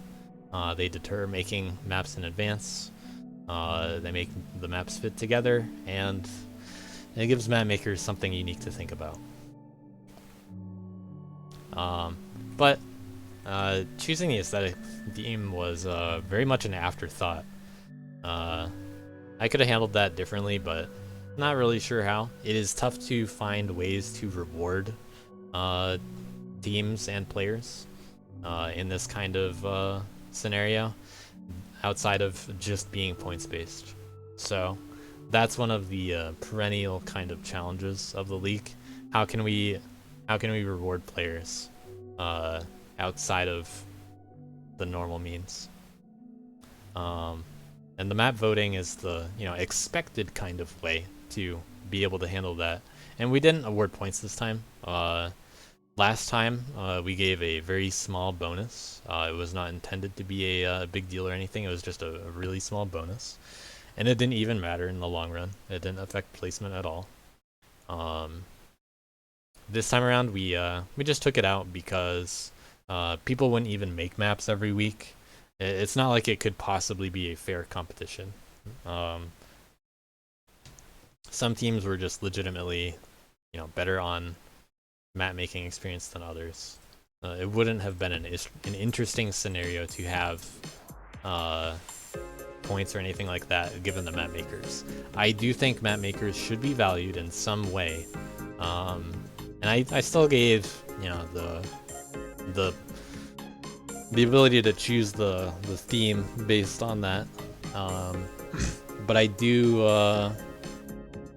want to value different kinds of roles, and map makers are a very important kind of role to include on a team. So it was handled in a pretty lax manner as a result. Because they didn't really matter, I just kind of was a little bit lazy with how things were scored on it. And you see the there is every week you just rated every map from 1 to 5, kind of like Atlas. But I mean, you have to vote on the maps, and you can see that not all teams are represented equally, and some teams rate their maps higher than others. So that was gonna be in there because, well, I couldn't really do anything about it. You could rate other people not as high anyway, so I'm not awarding anything, so don't really worry about it too much. I'd like to continue doing that kind of thing, but I don't know what I could change about it. I think it's a fun participation kind of thing at the end of the week, just voting on maps for fun. So we'll probably keep it that way. We'll probably keep it a little popularity contest without much of an impact. And well, a few people have mentioned the idea, like, what if there were some value behind it? Well, if there's some value behind it, and we know that people are biased who participated, we theoretically should have people that aren't biased be the people potentially judging. So should there be judges? Well, it's context dependent, obviously. Map making is not taken that seriously, and maps are not supposed to be good. The very, very important line here. I have put so much effort into minimizing the work that people need to do on maps that I don't want them to feel like it matters all of a sudden. So I don't want to add that kind of stress, because this is what we have a map competition for. Now, why do it here when the competition is the playing? We can have it matter somewhat, but it depends on the format. If we had that individual competition one, where it's just purely competition, and the maps could be made by map makers totally in advance, separate from the league, I could have that be included in some manner in this way, but I would still probably rather have a popularity kind of vote, just for fun. So judges feel like a waste. Even if you said, like, hey, what if we had one player as the designated map maker slash map maker, judge, you know, and or for a team. That doesn't mean that player's not biased. So, it's a weird thing to think about. How could we choose the theme differently? I don't know. It goes back to the how to reward people issue. How do we reward people? And the answer has mostly been through things like challenges and bonuses. I would like to explore those kinds of things in different ways. But the real highlights of the league, no replays ended up overshadowing a lot of it. Honestly, this was a little bit of an afterthought. All that stuff that I just mentioned, no replays doesn't really tie into it that much. Sure, it did affect things like scoring, because you can't snipe people at the last moment in the same way with their strats. But that didn't affect the scoring system. It did affect the way maps were made, because we ended up with very less linear kinds of levels, which funnily do have controversial reception.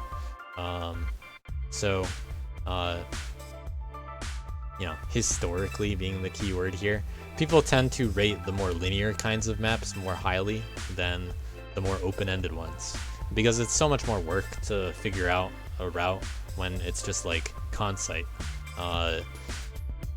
For construction site SS, you just have to hit so much dust and it's everywhere and it's too complicated and where do I go, and some people just don't bother grinding it. So for some of those levels, we see that's where that's where they falter. That's where Attacky 3, Development, Sour Please, Concrete Center all line up. You know, 3 of them do happen to be pacifists, but that's not because of pacifists, it's because of the gameplay. Because, you know, that's why we're seeing these kinds of maps that are very open, and they're about this maze kind of open maze, hit all the dust everywhere. So Tin Enema also on that, and along the same line. Concrete Center, I would say that one's a little bit less as affected by it, because there was a pretty planned route into it, but it was kind of handled differently. But then on the other hand, you know, the third highest rated map is a pacifist map, so you know, clearly it's not pacifist. And then like City of Snacks was pretty well received as well. But the kind of gameplay in it, I guess there are a few people that liked it, but some people just gave Pacifist the 1 bomb, like Dello. So, what can you really do when someone from Alex is Handsome votes everything a 1? You know? See, he's pretty happy about it.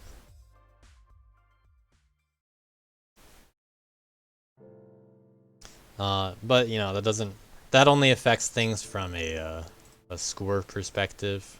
So,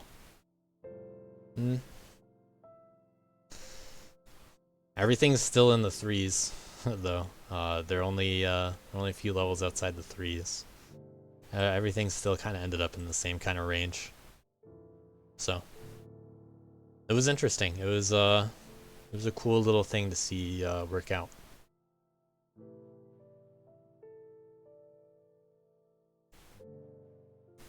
Dustside Temple was also another one of those. So that one probably got rated a lot more highly because of the aesthetic, but I mean, it's only a 0.5 difference from that to the other ones.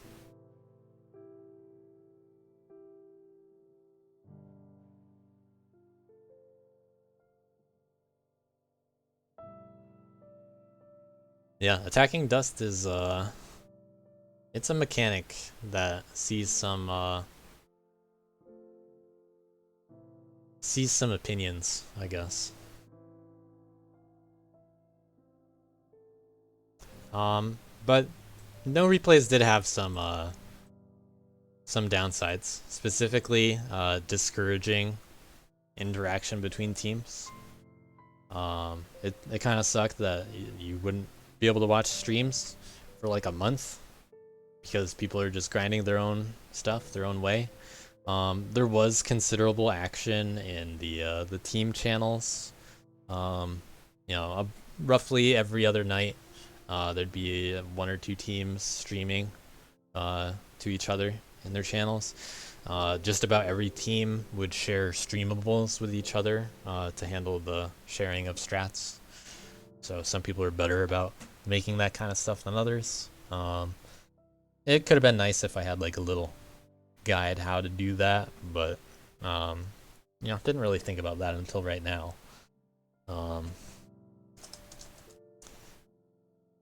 Could have made a streamable guide to share strats with team. That could have been nice. But I mean, the problem was you didn't really share anything with people. Was it a big problem? It was definitely overshadowed by how cool it was for the recap stream. So, although these were 2 of the best things about the league, it's something that still could have been improved. Yeah, no replays, obviously. If we can, so let me specify what's going on with that. It is not possible to view the ID of the maker of the replay in Dustmod. You do not have API access to who exactly made the replay. So it is not possible until Dustmod gets more API features to be able to view specific replays only. It'd be nice. It's something that, potentially within 6 months we could change. But on the other hand, there are legitimate potential issues with, say, replay format that there's a chance it just doesn't work out. It'd be nice, but that was very much the freebie for allow own team replays only. There were a lot of people that would prefer that. I think that'd be great. At the very least, what we have is workable. It's manageable with streamables and that kind of stuff. But yeah, hide all replays. That's what we did. It worked out. At least one person wants to keep it that way. But we're more likely to hope that we can make the allow own team replays work in the future. So we'll hope for the best.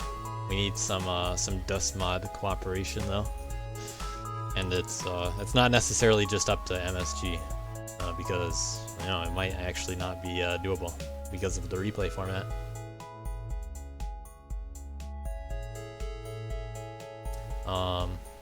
As for the recap streams, I do have limited context each week to know what is actually going on.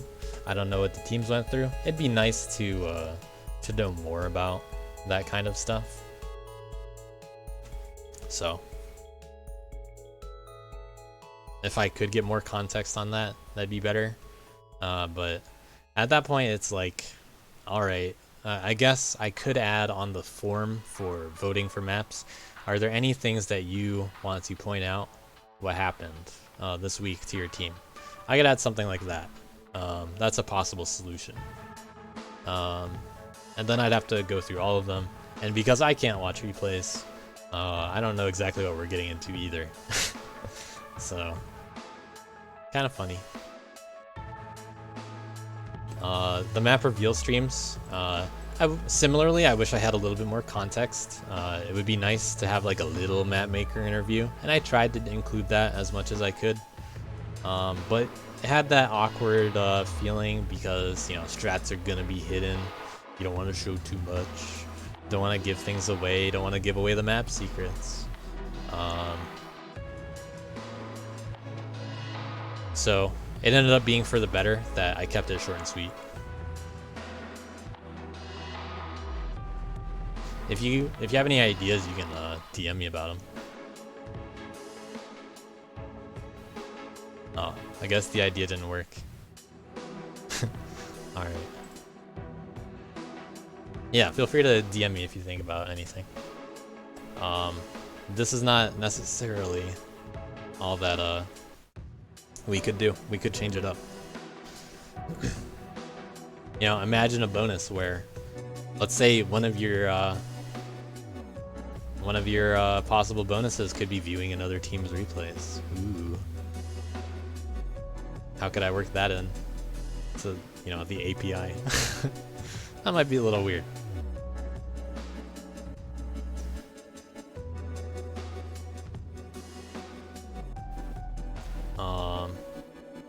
So let's see what's next.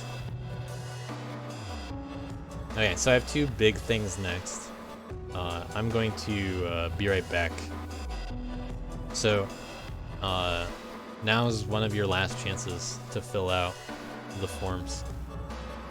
And then I'll talk about the kind of volunteer stuff that I did and had happen.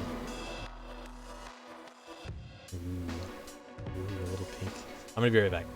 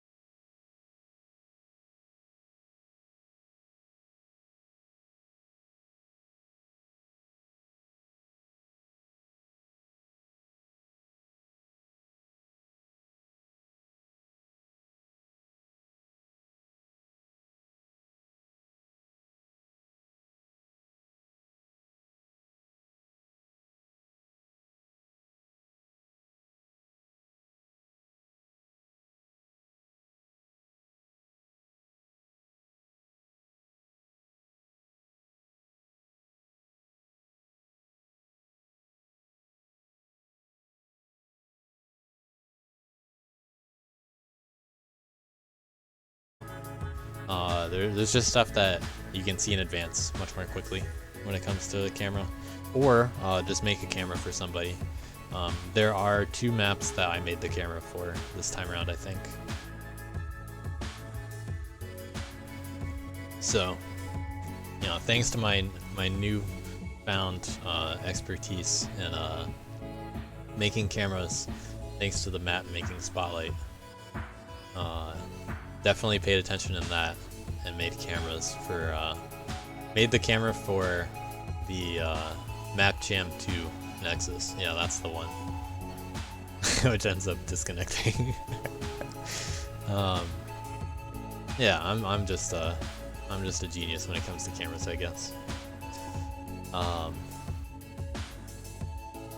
So other than helping teams though, the sample maps, those would have been handled similarly in that initial idea.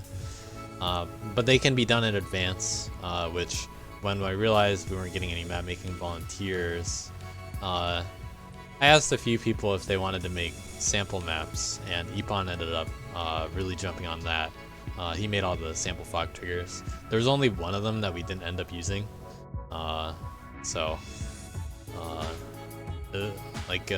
it worked out really nicely. It didn't take too long either, from my understanding. But I would do something like that again, definitely. But it will depend. Temp and I covered the practice maps also. We also wanted to make sure that the first practice map week, they used the week 1 fog trigger.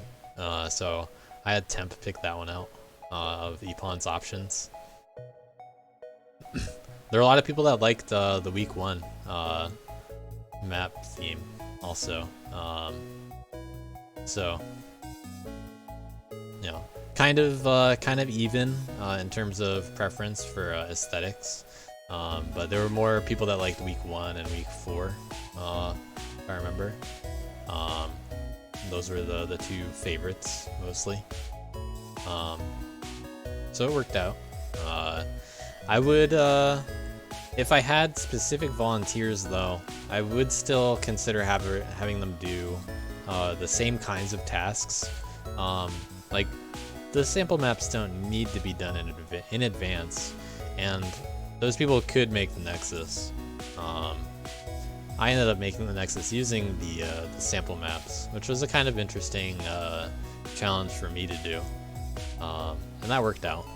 That's also now fully updated, by the way. So if you update your dust mods, you'll see the final standings in the Nexus, in the development secret.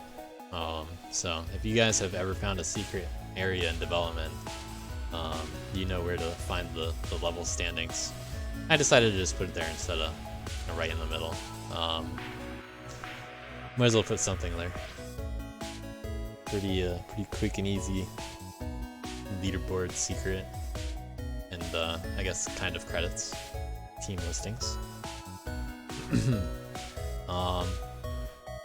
Now there's a these map making volunteers could also make practice week maps. So, you know, Temp was thinking about doing what Epon ended up doing, but was more limited for time, and Epon just did it all anyway pretty quickly. So that worked out, and I did end up doing the pick a stock level theme to lower the amount of samples we needed. That was pretty cool. I want to do something like that again.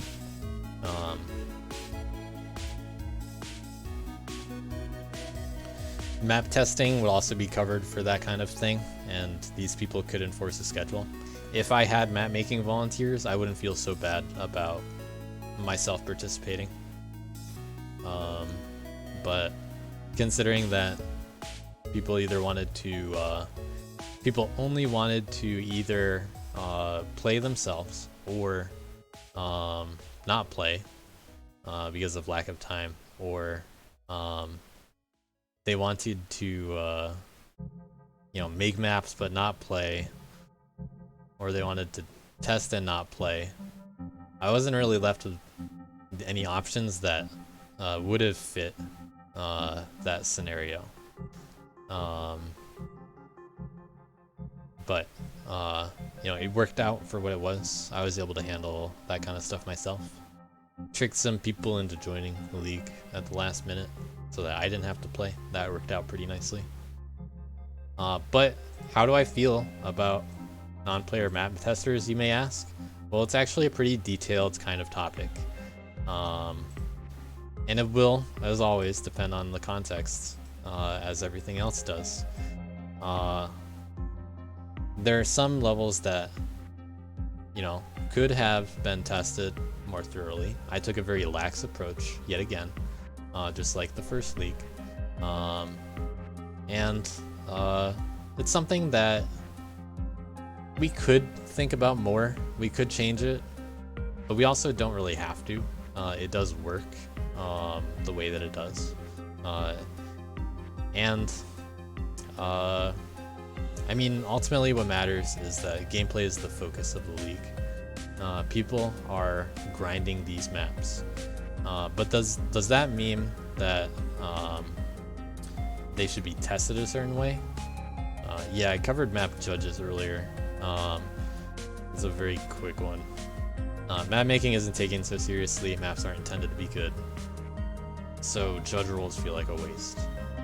It's context based, and I can give you more detail if you DM me. But I described it I described it earlier. But I kept it lenient. I kept testing lenient. Dustforce does a lot of the work for us when it comes to making maps fun to play, fortunately. So as long as I'm strict about a few things, like Jorfs being the easiest example, some gimmicks and jank for tech, like that's very restrictive. So like I'd give the levels like a once over and be like, hey, just so you know, kid can't make this jump. Or, hey, just so you know, Worth can clear all of this with one light. And it kind of trivializes this area. Some of that stuff, because the league had different character leaderboards, it was up to the map maker whether they wanted to address it or not. Like those are just easy examples of things that you know, are character based, that happen, and there's nothing we can really do about it unless you wanted to put painstaking effort into making it even across all characters. But it was okay because characters were scored separately, so you know, it's okay that it's not a kid map, says every map maker, unfortunately. And Kid ended up with 1 world record, which, you know, it probably wasn't even a kid map, by the way. So, you know, good job to Camel on small angle for being the only kid world record of the league.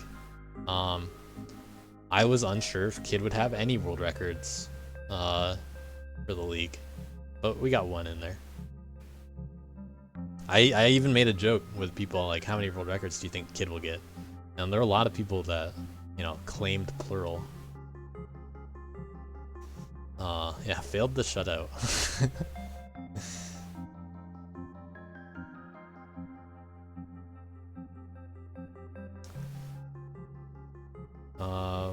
Let's see.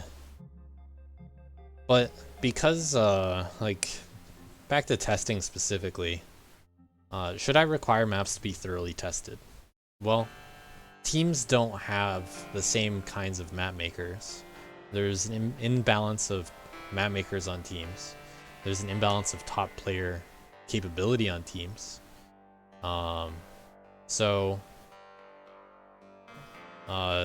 Should some levels be tested more than other levels? Maybe. How come Camel tested his levels the most? Not really a map maker, but, you know, more of a top player. And his maps ended up being the highest voted. Mostly because they were tested to have different kinds of strat possibilities. So his levels had a good kind of mixture between linear and options, open options, and I think that was a good highlight for the kinds of maps that we could have had, where it's still very clear where you're gonna have to end up going, and there are some obvious kinds of easy answers. This is the kind of thing that I talk about when I do map judging for the competition. If you're thinking just about like different kinds of gameplay and supporting different kinds of skills of players, Camel's maps did a pretty good job at allowing for simple strats that still felt good, but you could do different stuff on top of that and really shine. So those would still, they would be pretty reliable in that kind of judging. So I appreciate that. The people that did testing on those levels did end up doing it that way. But we did also see very open-ended levels, like take Sour Please, for example. That one had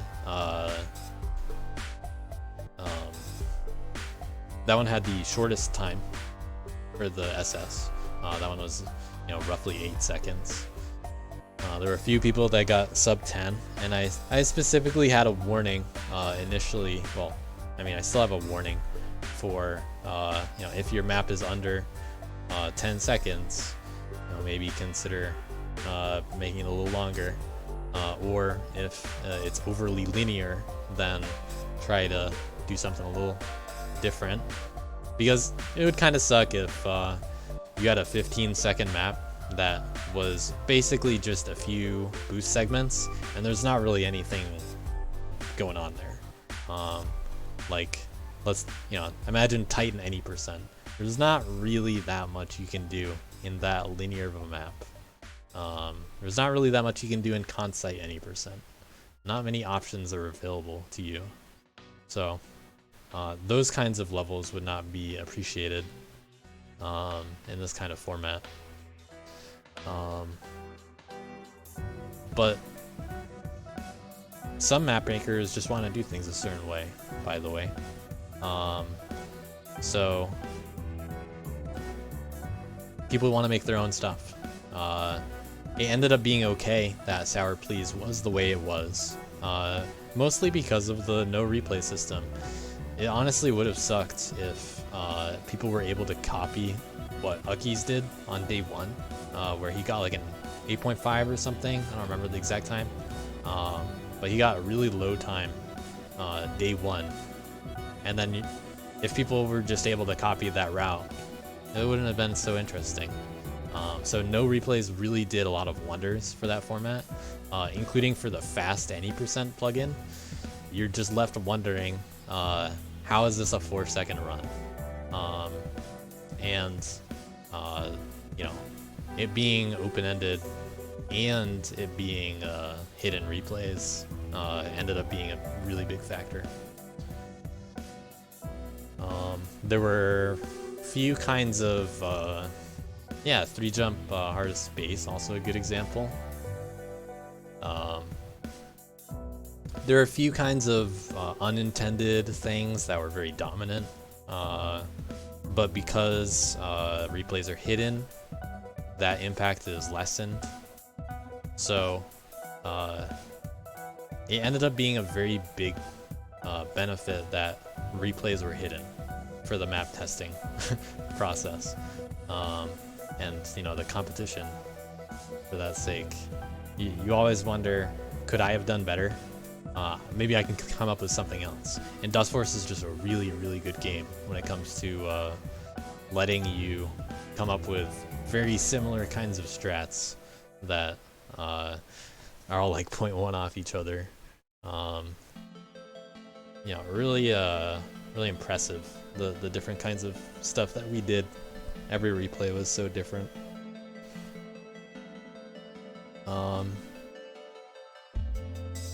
But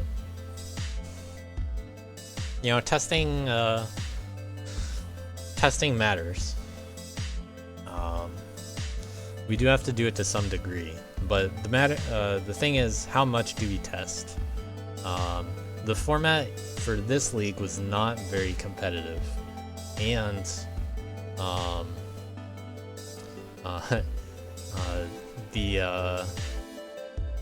there are no rewards for making maps of a certain quality, other than there were 2 times that people could have chosen the theme. So, I could be more strict about some of the kind of stuff. There were no re-uploads, but there were still some issues. I already mentioned the pacifist bug. Developed car park. Coincidentally, one of the highest rated maps had a very late change to the camera. From one of the drafts to the final draft, it ended up very zoomed in. And I said to Twinkie, "Hey, can you zoom it out more? It's it's very small of a camera." And unfortunately, after zooming it out, there ended up being a very a final day issue, basically, where under some circumstances you can mess up the camera. It wasn't a super big deal because you could still see what was going on, but it didn't work as intended. So should we have done anything different about the camera? I don't like that there were so many teams that added the camera so late to the maps. I think that's something that, as a community, map makers can improve. They added cameras so late. They need to add it much earlier in the process in order to find those kinds of issues.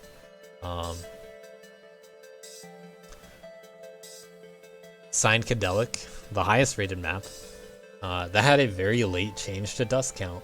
That ended up having a big factor in how it played out. The level used to have like in the low 90s of dust. It ended up with like 98 at the end. So the routes ended up almost all involving just one dust spread for super, which was not what Camel intended. So he was kind of surprised that everybody was just getting super at the end of it. He wanted it to be a little bit harder to get super, but such a late change in the map process ended up causing an issue. It was still well received, the best received of the league, but are we testing for that kind of thing? All shall fall. Unfortunately, there is a bottom map in the voting that went through huge revisions from map draft to final draft, and I didn't get much communication with that team, unfortunately, about the process. That's just the way it worked out for that one map. We were able to wrap it up smoothly enough, but I mean, it is what it is. I can't, if I'm testing specifically for quality of maps, how do I handle levels like All Shall Fall? Do I force them to have a certain quality? I can't do something like that. And it's not the map maker's fault that they haven't made any maps before or anything like that. They wanted to do it a certain way, and I had a small conversation about there are some people that aren't going to appreciate the kinds of gameplay that are in this map, but some of the decisions were very intentional, not for the sake of being annoying to play. It's just that that's what the map maker wants. They're looking for that kind of gameplay within the confines of the league. It's an interesting kind of map to be able to compete on, but that said, it still went through huge revisions. I don't like that it went through so many revisions, but how do we handle that kind of situation? Map testing is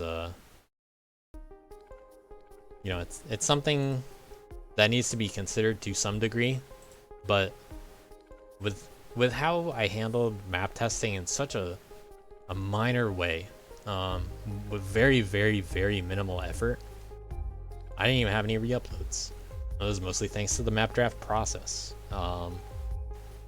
There are very few changes that I required teams to make because of, say, Jorfs or anything. There were some lag issues here and there that had to get changed. There were some camera issues here and there, but I didn't end up needing map testers. We still could have ended up missing something. Even if there were map testers, what would we have done differently? Would they have found the pacifist bug? Probably not.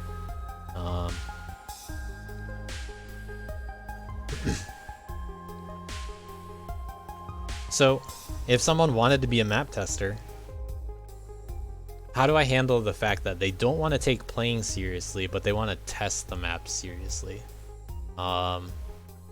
The requirements for a player are already very lenient, but if you were to take map testing seriously, why shouldn't I expect more effort from the tester than if they were playing it? That's kind of confusing to me. I do not see a map tester as taking the easy way out and just being like, oh, I don't have enough time to commit to playing. I can work that into you playing in the league anyway. Just have fun and participate. From my point of view, there are ideas that I have that can mitigate how little people are able to play in the league without it without it being very detrimental to their team. So, you might see next time how that ends up working out.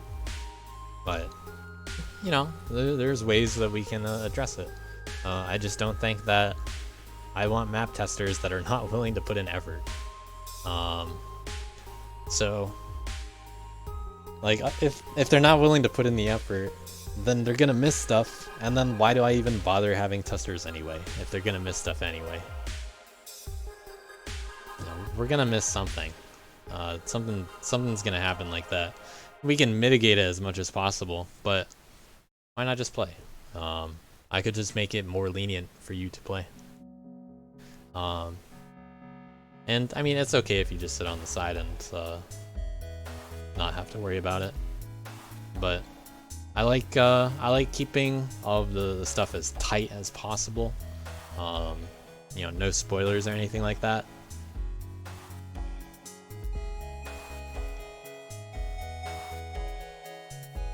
If you get to see the maps in advance and you get to think about that kind of stuff in advance, it takes away a little bit of value from experiencing it.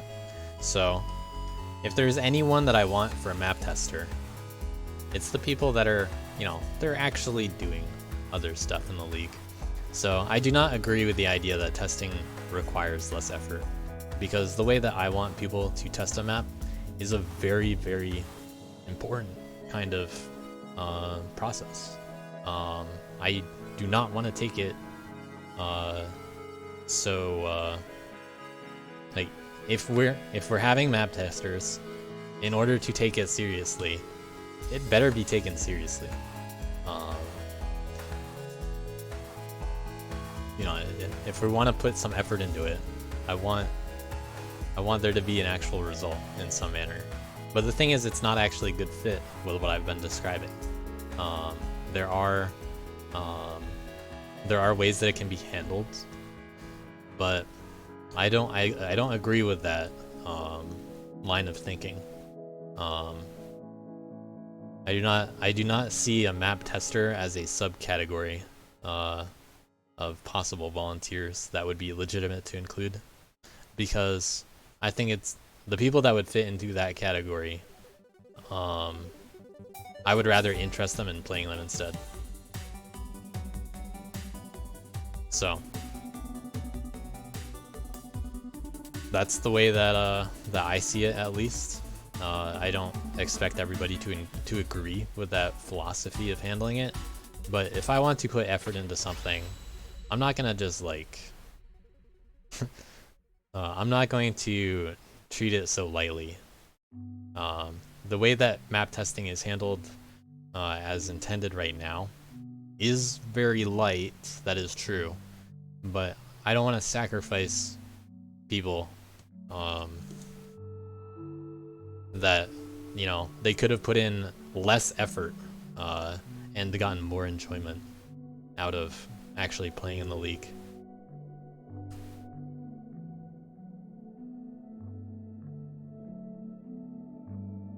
So they would have to have a really good reason, as far as I'm concerned. So I was thinking about it, but every time I come to it, I'm just like, what if this person were a map tester? Probably not appropriate. In fact, does that really add enough? What's up, late person? We're on the final section, which is the future, and then the summary actually. So, I mentioned in the first question of the feedback form, what could we do in the future? What would people be interested in? It's actually really funny what's gonna happen with the results of that. I'm honestly kind of gonna ignore it. So I appreciate that you guys have filled it in and told me what you're interested in. But surprise, I'm just gonna do whatever I want next time. I value what you guys said, but it is funny that the response to the DLC 1 feedback, this 4-player all-star team, that was the least voted on option, and we went with it anyway. So we'll probably do other kinds of events in time, but the one that, you know, gained the most traction isn't necessarily, say, the most voted. I have partially decided what we're gonna do for DLC 3, but it's not set in stone or anything. I might come up with a better idea later. But it is going to be, I'll just describe it in a moment. So there were 5 options, and those 5 were, you know, pretty evenly spread. So let's see. Why did that get small? Okay. So the 5 options: open draft, like DLC 1. People register individually, and then captains draft teams. Keep in mind that the number of responses for each of these is all within roughly roughly 3, from most to least selected. Very even spread. I don't have like a way of measuring which ones people hate the most or anything like that, so don't worry about it. But I think edging out, I think the seeded teams option edged out the field by a factor of either 1 or tying it. I'd have to look at the final responses that are new to see for sure. But there is some interest in teams being more seeded next time around, and that's fair. Teams were not seeded either of the last 2 times. But seeded teams would absolutely have not worked with this format that we just did. So there's no guarantee that we're gonna actually seed players. We could have done a seeding for an open draft like we could have for week 1 or for League 1, but we opted against it and we went with an open draft. People can just pick whoever, and teams selected players however they wanted to. Some people had different ways of choosing their teammates. They want to pick the homies, or they want to pick to win. So it wasn't going to be the most balanced thing, but the least balanced thing is what we just did with people signing up with their own teammates. and will help put together teams for those who need teammates. That's always going to be the least balanced one. I've warned people that, like, hey, hey Fishy, don't sign up with Camel, please. A few things like that. And when I saw Team Alex is Handsome, I gave them a warning, and I was like, hey, I might legitimately have to change your team, because this is just straight up going to be the best team if I don't change it. And it was. There was not really a contest. They pretty much took a week off and still had the most points outside of challenges. It wasn't really a contest, in my opinion. But I did give the challenge system a fair chance at, you can topple them. So the bottom team could have legitimately won the league. It was always a possibility. The bottom team could have won. And we were always willing to accept that. The difference between... there can be a 110 point swing if you win a challenge compared to another team in the final week. Teams Ikey Asia and Alex is Handsome, before the final challenge, they were only about 10 to 20 points off or something like that. And they end up pretty far away because one of them gained 55, one of them one of them lost 50, so it's 105 points for the final week.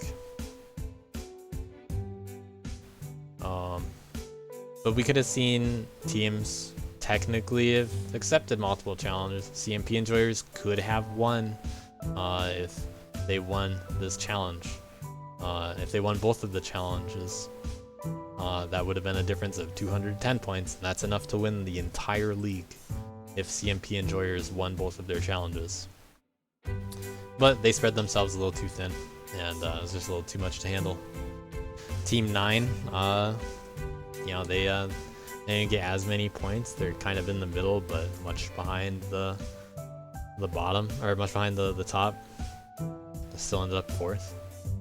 They could have done challenges the other weeks and ended up much closer. So, seeding wouldn't have mattered this time around, but balance is important to think about. And when talking about seeding and balance, what could matter, as I didn't finish my notes, what could matter is map making skill, characters, friendships. Do I want to put people on teams where they already know some of the people? Yeah, that would help, because a big issue this time around for the teams that were created after the fact, there's a little bit too much of an icebreaker needed to get started. Some teams did not have as much synergy as others did. And we would have a big issue with that if seeding were not handled in a specific way. So if you're just placed on a team where you don't really know the other people, much like League 1, there were a lot of inactive teams. The chats were less used in League 1, and they were bigger chats. A lot of teams just saw like 1 or 2 people doing the only chatting. Just like hey, I made a map this week. Just just saying it kind of quietly over here. So that was the case last time around. It would be worse if we had a seeded team environment, unless we paid very special attention to an icebreaker or friendship within the league. It'd be different. So seeding is worth considering. It will add an ability for balance to be included in some way, allowing for a little bit more competition. But it depends. It'll always depend. It's just one thing that could be a factor.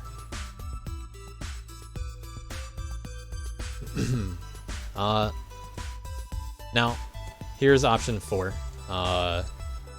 And it's given a little bit more detail here. It's the role-based one. I didn't specify in the prompt how many teams there would be, but in my opinion, the way that this works best is going to be with only 4 teams. And this is very likely going to be the format for DLC 3, by the way. And we can include some amount of seeding into this process. So, in a sense, what we're going to see for DLC 3 is very likely going to be a combination of 1, 2, 4, and 5. And, let's sprinkle a little bit of 3 in there for fun, right? Well, you know what? That's right. We are actually going to, most likely, this is very likely going to be the DLC 3 format. There are going to be 4 teams, and players on each team will have roles every week. So a few big teams are going to mix a lot of elements, and basically just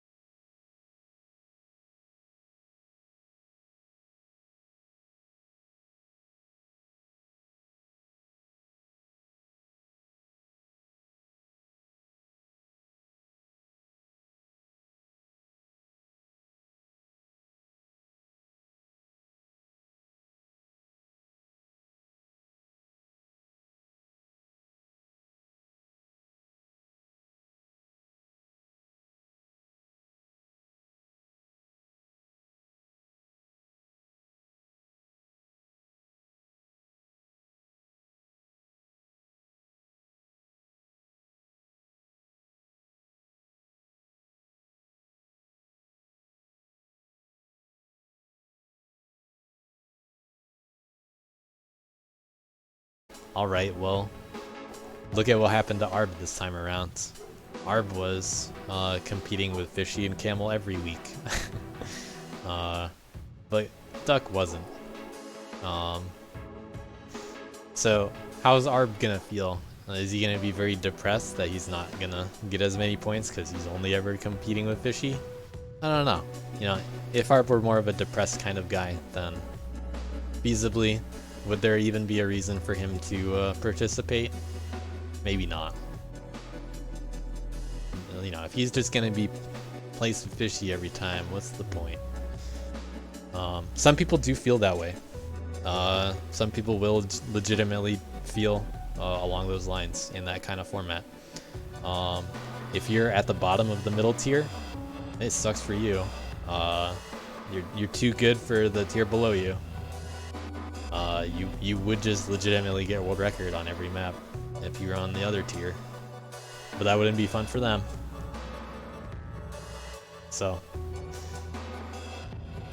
it's a complicated thing to think about, as I've said with many other things. So I don't actually think that this would be the most interesting kind of thing. Sure, it is purely competitive, and that is something that we can do with the league, but I think we can have more fun with the format. So I lean away from this kind of stuff, but there's value in exploring the idea. You know, one time we may do a league like this, and that would be fine.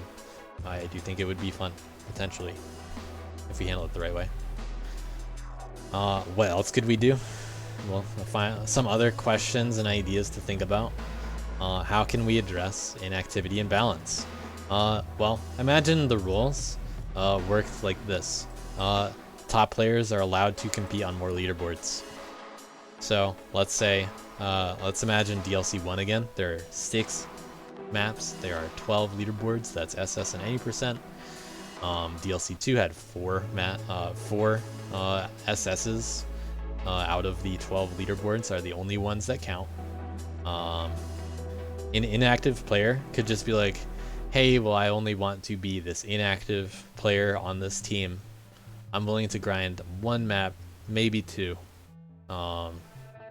And that would be okay. They wouldn't be penalized because every team would have an inactive role. It would be balanced against itself. So that player wouldn't feel pressured to have to play more than what they need to. And top players, they want to compete on everything. So go ahead, compete on more stuff.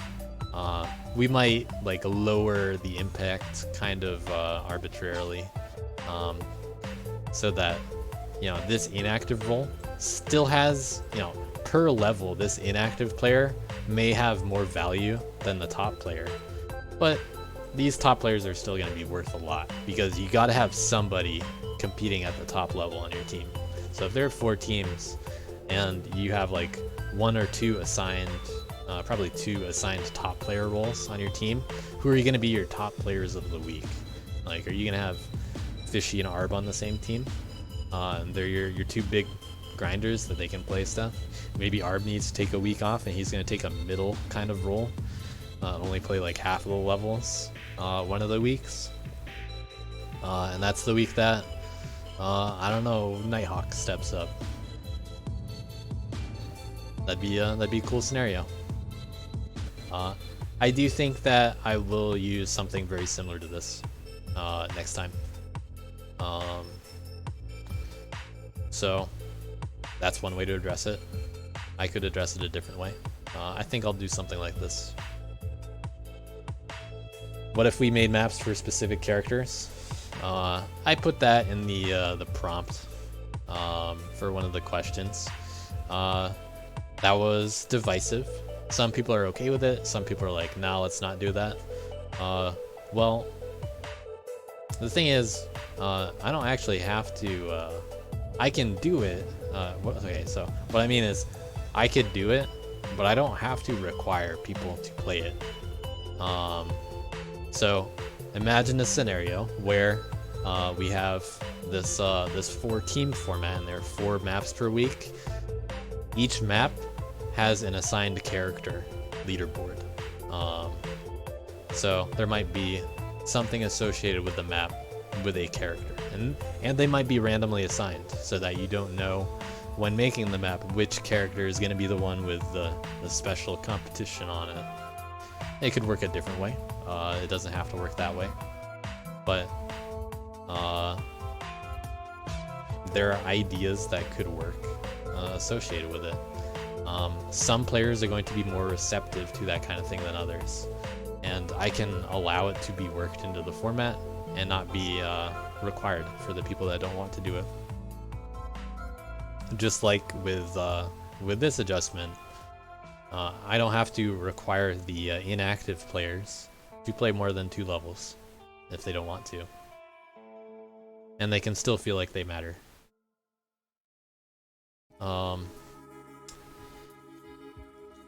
What can people spend points on? Gambling's a pretty cool thing, you know. Everybody loves gambling. Very good life decisions a lot of the time. And especially when it's points, you know, really good things happen. But could we spend points in another way? I don't know. Yeah, we gotta have those youngsters watching these Gamba streams. We need the casino sponsorships in Dust Force. It's gonna be tough, but we can do it.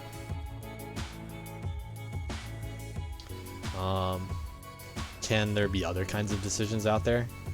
These are all questions that could be addressed.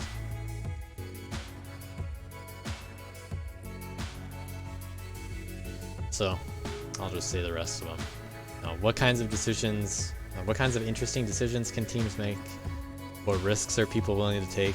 Turns out not that many, but some people more than others. That's always the answer. Are people willing to be assigned to difficult or awkward challenges? Some, but not everyone. And that, you know, that kind of wraps it up. So what did we learn? Hey, well, DLC 2 was pretty good all around. It was decent, could have been way better. It worked out. We tried a lot of new stuff, and a lot of it worked. We improved upon a lot of things, such as player commitment levels, but you know, that could be improved a lot more, like how I said. It would be good for me to direct players more with fewer open options. You know, guide them a little bit more mechanically speaking. And similarly, limit what they need to know. Don't make it too complicated. These next 3 kind of go together. People don't want to do certain things, so be careful around what they don't want to do. Instead, trick them into wanting to do it. But ultimately, I'll just do whatever I want. So, you know, it may be a coincidence that this 4-team, this role-based format, an adjustment of what we just did, was less popular than a seeding or a more competitive individual format. But guess what? We're probably gonna do it anyway. Yeah, I legitimately will do what I want with the league and other kinds of events. So yeah, people don't like being told to do things. All of your advice telling me to do certain things, like give me map judges? No, I don't want to do map judges. Don't tell me to do that. Dello doesn't want aesthetics to work a certain way? No, too bad, they will work that way. So, it did work out. Very positive overall. If you guys have any questions, now's you know, the next best time for it. Or you can just DM me. I don't see any angry DMs right now, so that's pretty nice. Only got a few of those during the league.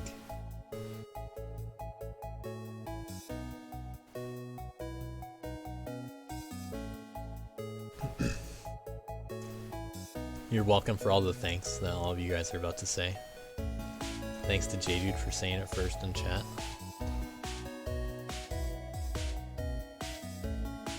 Yeah, it better be a long one. It's like...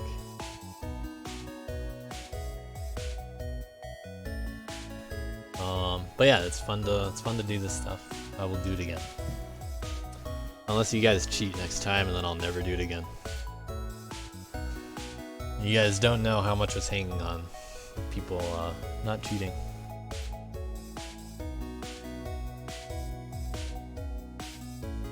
Some ideas are better suited for BRB, by the way.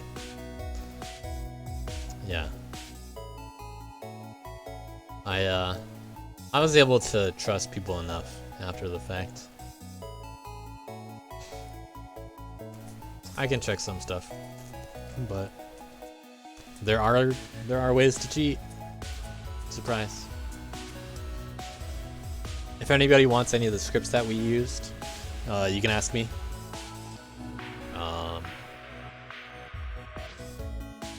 And if people have questions about how the replay script worked, just ask me. I can describe some of that. I don't know how much I really want to say about it, honestly, because it's the kind of thing where there are just some built-in easy ways to get around some stuff. So I can really only trust that people don't abuse them. And if people don't know, then maybe they won't do it. And I can trust people maybe to not try to figure it out. I think it is situationally, you know, with context, sometimes okay to hold back some information like that.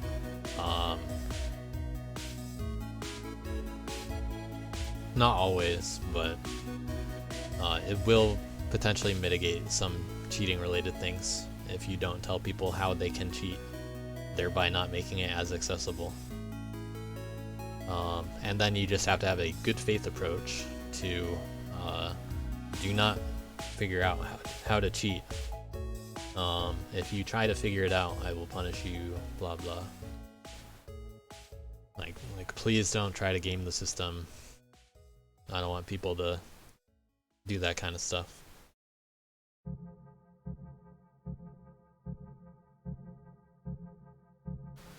So I appreciate that people didn't do that kind of stuff.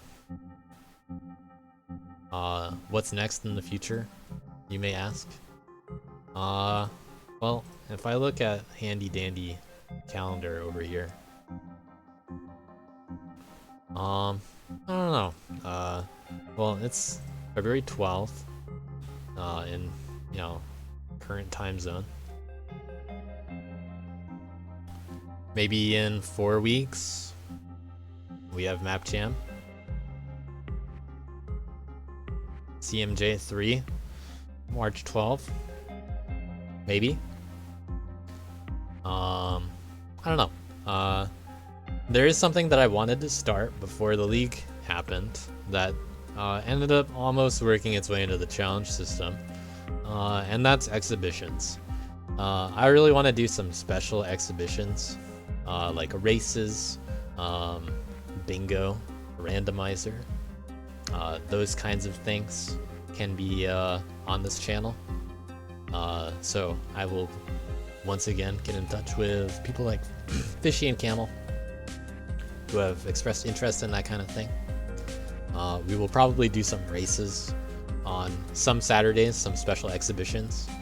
So for example, I know everybody's just dying to see the SSCMP race between Fishy and Camel. That would be fun, right? We should do that, right? Who is the true CMP enjoyer? You know how teams challenged each other to things like relay races?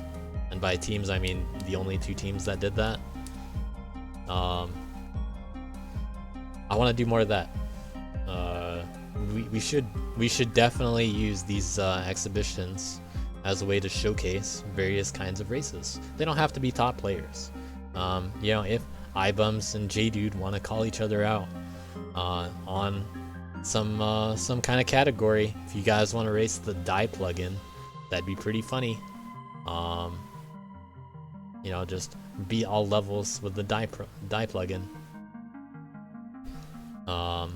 We could do that. Yeah, if you want to spend an hour grinding downhill as worth with another player, let's stream it. I want to do that with exhibitions on this channel. Those will probably be on some Saturdays that do not have any kind of like map making spotlight or community spotlight or, you know, other event kind of thing.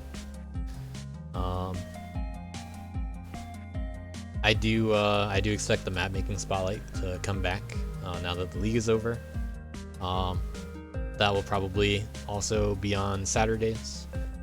We'll see what happens with it, but it might move. Week in Review is gonna return tomorrow. Surprise! Tomorrow, Week in Review. We're gonna catch up on our backlog.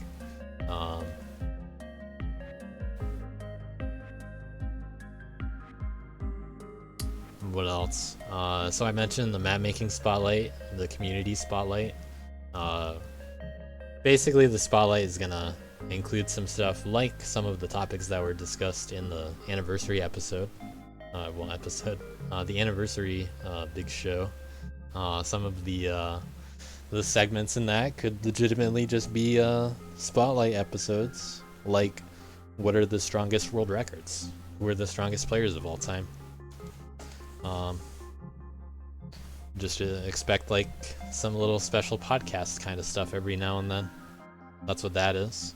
The level competition will probably be in mid-April, if I had to guess. So like, let's say April 13th. We could even go with the April 20, the one and only, as the deadline.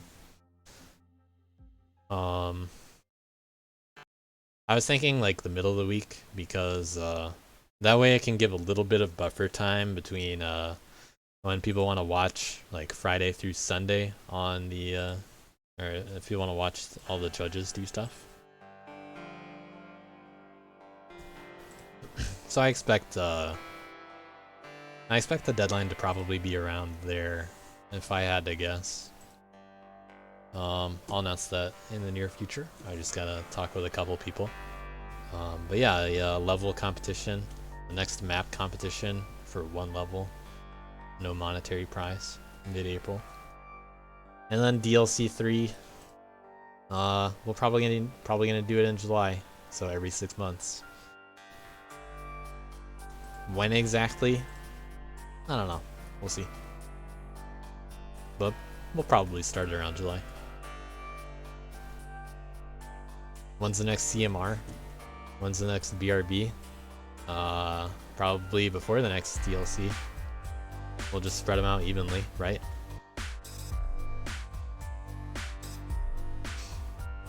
But the next thing is probably the map jam in probably 4 weeks. You know, that's how it usually goes. Any questions? This has been a Postmortem stream.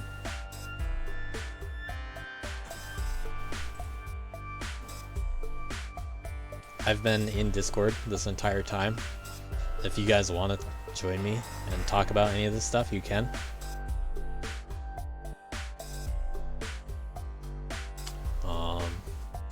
I'll give it at least a few minutes for the ability for questions. Otherwise, I'll probably leave. But DMs are open, smiley face. If you want to contribute to any events in the future, just DM me, anything that I listed. If you just want to thank me for doing a good job this league, being the most valuable player according to at least 2 people that voted, now's the best time to do it.